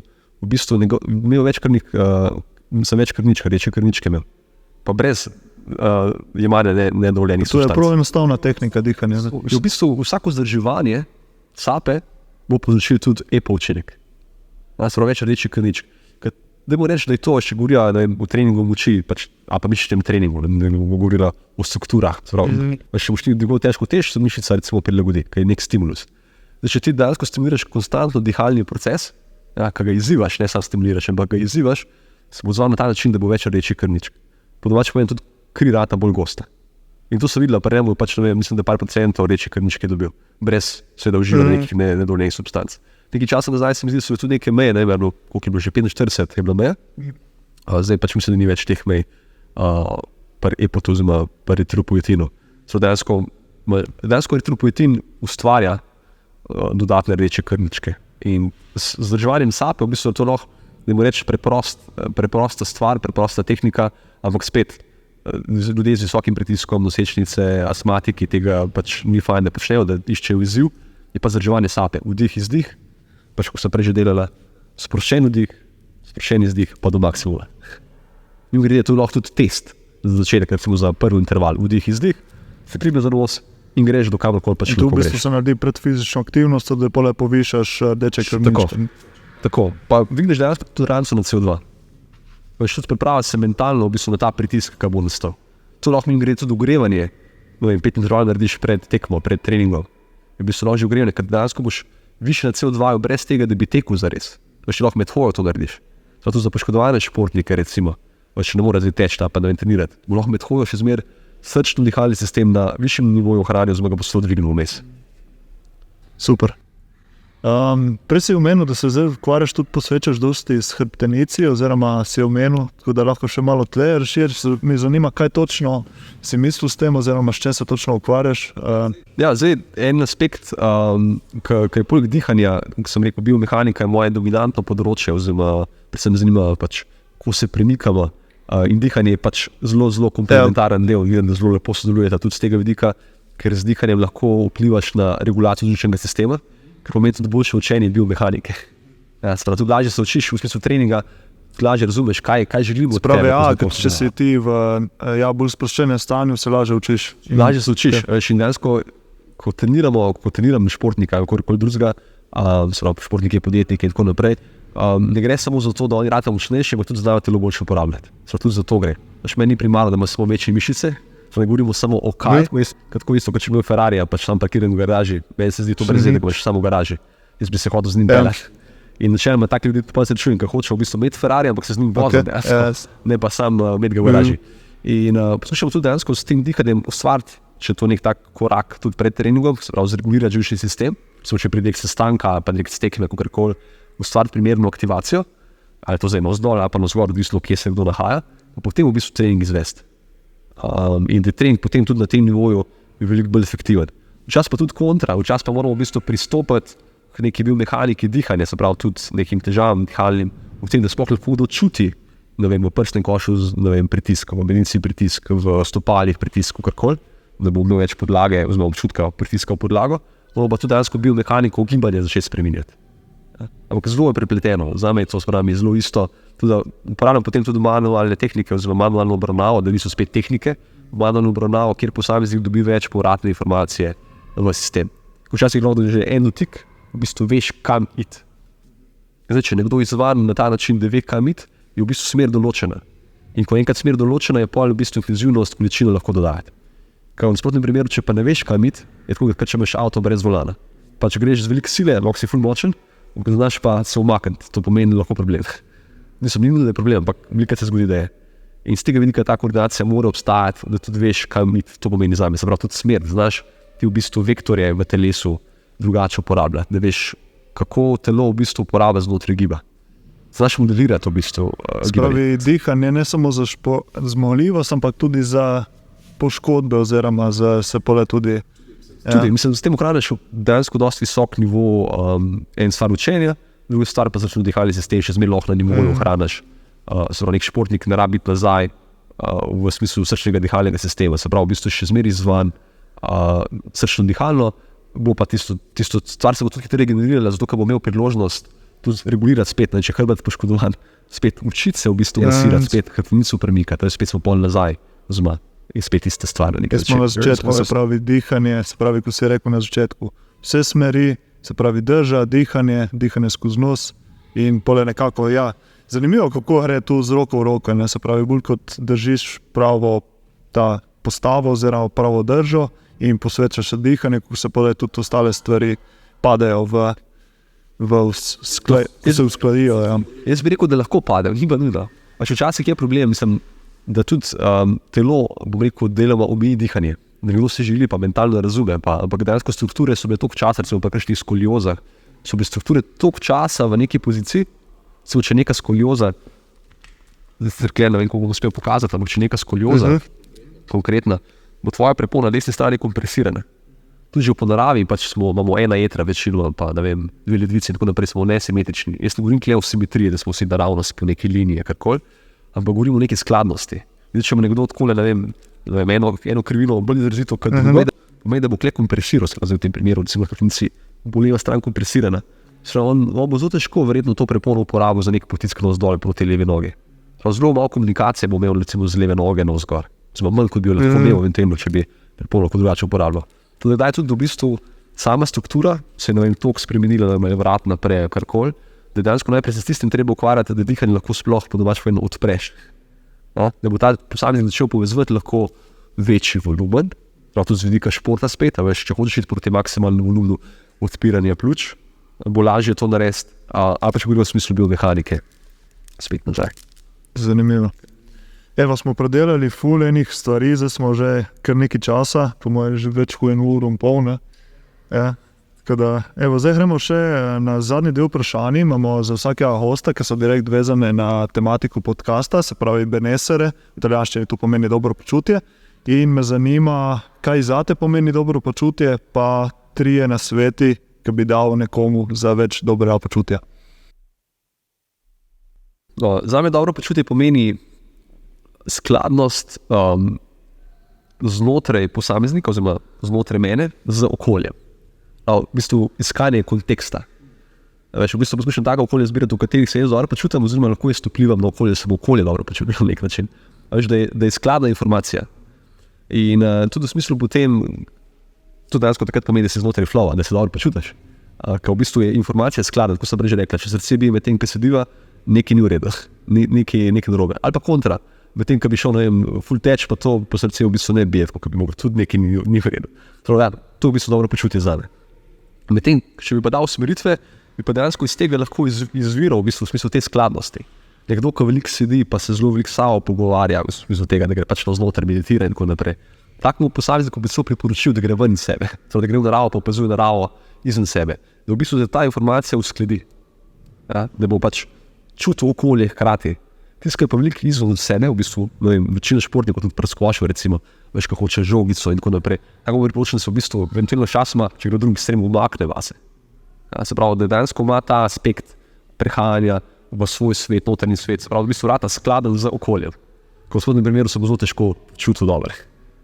In kje so pač, če govorijo najprej o tem, da najprej že to lahko mentalno lahko prehajaš, če si v naravi, pač ali fokus nase ali fokus ven, odvisno v kakšnem stanju so, se pravi, ekstrovertirani ljudje, je fajn, da imajo fokus nase in obratno. Se pravi, introvertirani fokus eventualno ven. To je v bistvu, lahko rekel, spet osnova. Zdaj, ko to lahko v praksi narediš, je bilo to za nek, da bo reči, prvi aspekt je ta mentalni, kam projiciraš svoj fokus. Drugo, fizični, bi bil lahko ta, da greš pač hoditi. Ker to pomeni, da se premikaš naprej. In dejansko boš takrat imel tudi, bom rekel, gibalni korteks v možganih v bistvu aktiven, hkrati bo celo telo bolj angažirano, ker pomeni tudi s tem mentalnim, v bistvu se boš premikal, veš, dobiš prostor navzven, se pravi, iz sebe se pomakneš, ko hočeš tja prideti. Potem pa hkrati lahko ohranjaš fokus na sebi, recimo tako, da si pozoren na dih za začetek, med sprehodom, prav fokus na sebi. In med tema 2 stvarema, če krožiš, bo v bistvu že dost stvari, da boš skladen z okoljem. Sprav, imam fokus tja, imam fokus v sebi. Zdaj pa, če bom pozoren še na obliko dihanja, v bistvu pa še tretji aspekt, bo pa, kako si predstavljaš, mislim, to je ideja, da govorim malo o ideji, ampak dejansko se pravi, če lahko sproba. Sprav, grem izven sebe, potem vase, zdaj, če sem pozoren še na obliko, pa na številke, tako so pregovorila 4-6 dihanje, pomeni tudi leva, desna možganska polovica. Kar nekaj dobim center. Si predstavljaš, veš, si ven, si noter, levo, desno. Veš, si v kontekstu. In to v bistvu dobro počutil, oziroma zdaj že v bistvu usmeritve. Potem pa tretja stvar je bolj kot izziv. Nekako sem jih povezal zdaj skupaj, ker se mi zdi, da je fajn, da se povezuje, se pravi najprej mentalno, potem je že to druga vaja, veš, hoja pa dihanje. Lahko je pa že tretja stvar, ki je pa že kar konkreten izziv, da se pokvarjaš, veš, tako z pingi, se pravi zelo kratkoročnim usmerjenom pozornosti navzven, se pravi hoja, kakšen korak naredim, kako diham, pa da še oči premikam levo, desno. To imaš tudi pri psihoterapiji in tako naprej. In če te 3 stvari, pač EMDR terapija, poznaš? Rapid eye movement, ko v bistvu se očke hitro premikajo, v bistvu pri hipnozi uporabljaš in tako naprej. Ampak ne, da se sam tudi tam uporablja, da se v bistvu potencira to, uporablja se to že tako samo od sebe, mislim, se dogaja, ko greš ti v naravo, ko imaš horizont, v bistvu oči začnejo same migati. Če boš daj hodil, boš videl, da očke se premikajo levo, desno. Če to izrazito milimetrsko delamo, potem če krožimo, se pravi, gibanje oči, moj dih, moj korak, veš 3 stvari, ko krožiš, veš zelo kratko se v bistvu staviš. Analitični se skoraj ugasne. In dobiš hodečo meditacijo. Kaj ni kle, noter znotraj mene, izven sebe, ampak si kle noter. Veš tudi leva, desna možganska polovica. Veš ne moreš zares analizirati, ker si zelo kratek čas na vsakem aspektu. Ja? Ne ustavlja se in danes ti rata vse enakovredno na nek način, se pravi zelo flow. In potem se ti odločaš, kjer ustvarjamo zbral. Okay? Zato zdaj pač ideja, to zdaj malo to testiramo, tudi mi grede, če kdo gleda ta podcast, ki se ukvarja z nevroznanostjo, zelo dobrodošlo. V bistvu zdaj nisem začel sodelovati, ampak moram priznati, da niso toliko odzivni, kot bi se želel, ker želim te stvari testirati tudi, kako se spreminja v bistvu kognitivna danost. Nisem še en slišal, ja, je pa super, mislim, zelo zanimiva ideja. Ja. Ker bi to nekako pokazal, da se možgani v bistvu spremenijo, ja, to namensko počneš, v bistvu možgani ratajo bolj skladni srcem, zadovoljni srca z dihanjem, da se celo telo rata bolj resonančne. Ja, nekako moraš dobiti Hubermana ven, ne? In če hočeš nek premik v znanosti, je Andrew Huberman, ne, samo on je že kar strokovnjak oziroma nek celebrity. Zdaj nekako se ukvarja v bistvu s kognitivno znanostjo v smislu meritev, zdaj neurofeedback je v Sloveniji, mislim, da 1 ali 2 podjetja, in sicer neurofeedback se pravi meritve dejansko, da vidiš, da neko so ljudje na to pripravljeni za res v smislu produkta ali pa storitve, da bi se s tem ukvarjali. Jaz poslušam to nekako spraviti nek produkt s časoma, da boš dejansko hodil, premikal oči in tako naprej, bil pozoren na hojo, zelo izboljšal tudi hojo, da pride do tega, da se pač kognitivno zadeve spremenijo, da si lažje v flow, ali v pogovoru, ali na sestanku, ali kjerkoli. Ampak to so zdaj pač nekako ideje za prihodnost. Testiranje, prav testirati. Lahko se pa igraš, igraš pa boš videl, koliko v bistvu uspeš se igrati, oziroma prehajati med različnimi prostori, bi lahko rekel, prostor izven tebe, prostor znotraj tebe, pa levo, desno. Kaj se zgodi znotraj telesa? Ja, ker ful hitro se ujameš v svoje misli, ne? Ali svoje misli, ki so povezane na noter ali na ven, ne? To pa je itak, kot si rekel, ti hitri movimenti oziroma spremembe fokusa te pole naredijo, da pozabiš, ne? Rata nek flow, ne? Ja, rata flow, oziroma tudi zadnji sem intervju z Djokovićem videl, ko sem njega vprašal, kako v bistvu skrbi za mentalno pripravo. Je rekel na nek način podobno, ko sem ga pogovarjala. Sprav ne, da zdaj se hoče namensko umiriti, ampak če jih treba preklapljati proti umiritvi, veš, ne zdaj, da boš ti odmislil vse, pa skozi pozitiven. Pač vse, da bodo take misli, ki jih ne želiš recimo niti imeti, ampak da znaš preklapljati in to drugo smer. Da če jih ideš preklop in te preklopi te v bistvu tudi pripravi do tega, da si v bistvu na centru, ker ne mogoče biti konstantno na centru. In dober je tisti, ki se činečkrat zna vrniti v fokus, ne tisti, ki zna biti sam tam ali pa kle. Športnik, podjetnik, človek, kdorkoli. Super, evo, hvala Dalibor za udeležbo, bilo super, zanimiv, ful zanimiv podcast. Jaz mislim, da tudi ljudem bo zanimivo poslušati in tako. Zdaj lahko hmali pripravljaš eno delavnico, tako da lahko deliš malo več od tega. Tiste, ki bo zanimalo, lahko pride tudi pole praktično narediti k tebi, še malo tam verjetno še malo več v praksi delaste in tako. Tako da mogoče malo deliš več od tega. Ja, zdaj delavnica, mislim, da je datum 5. avgust, moram priznati, da ima zdaj toliko drugih projektov, da moram biti pozoren, da je. Ampak ja, mislim, da je nekje začetek avgusta, 5. avgust, mislim, da je datum dnev sobota.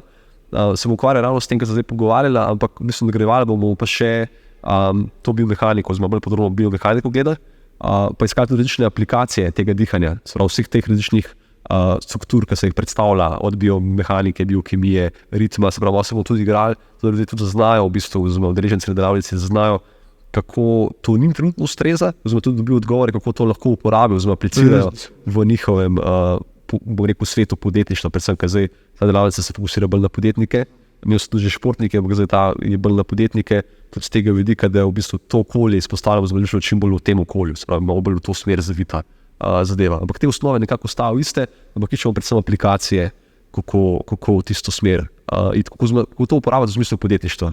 Čisto take praktično usmeritev, kako sem pa rekel, kako se zdaj umiriti pred sestankom, kako v bistvu neko prezentacijo predstaviti, pa biti umirjen, pa take stvari. Ful zanimivo. Tako da to se pripravlja. Bomo dali vse povezave v opis in epizode na YouTubeu, na audio platformah in vse. Tako da to je to. Hvala še enkrat za udeležbo, hvala za hostitev tle v Skoš centru oziroma Skoš Land. Ful okolje, ful dobro, tudi po mojem produkcija bo kar dobra, bo Mik pravi, da bo super, tako da evo, hvala še enkrat in Ja, hvala za povabilo, jaz sem zdaj vesel, sem bil na tej točki, ker se želim v bistvu te izkušnje deliti, ker ne da sam verjamem jaz v njih, ampak dejansko imam veliko povratnih informacij skozi par deset let, nekih povratnih informacij ljudi, s katerimi sem sodeloval in so pač pozitivne, tako da zdaj sem pripravljen deliti to, z veseljem deliti, tako da še enkrat hvala za povabilo. Upam, da se še daj srečamo. Tako, mogoče še kakšen skupni projekt narediti in tako da. Evo, tako da to je to, hvala vsem za poslušanje, gledanje, pa se vidimo naslednjič. Čau. Čau.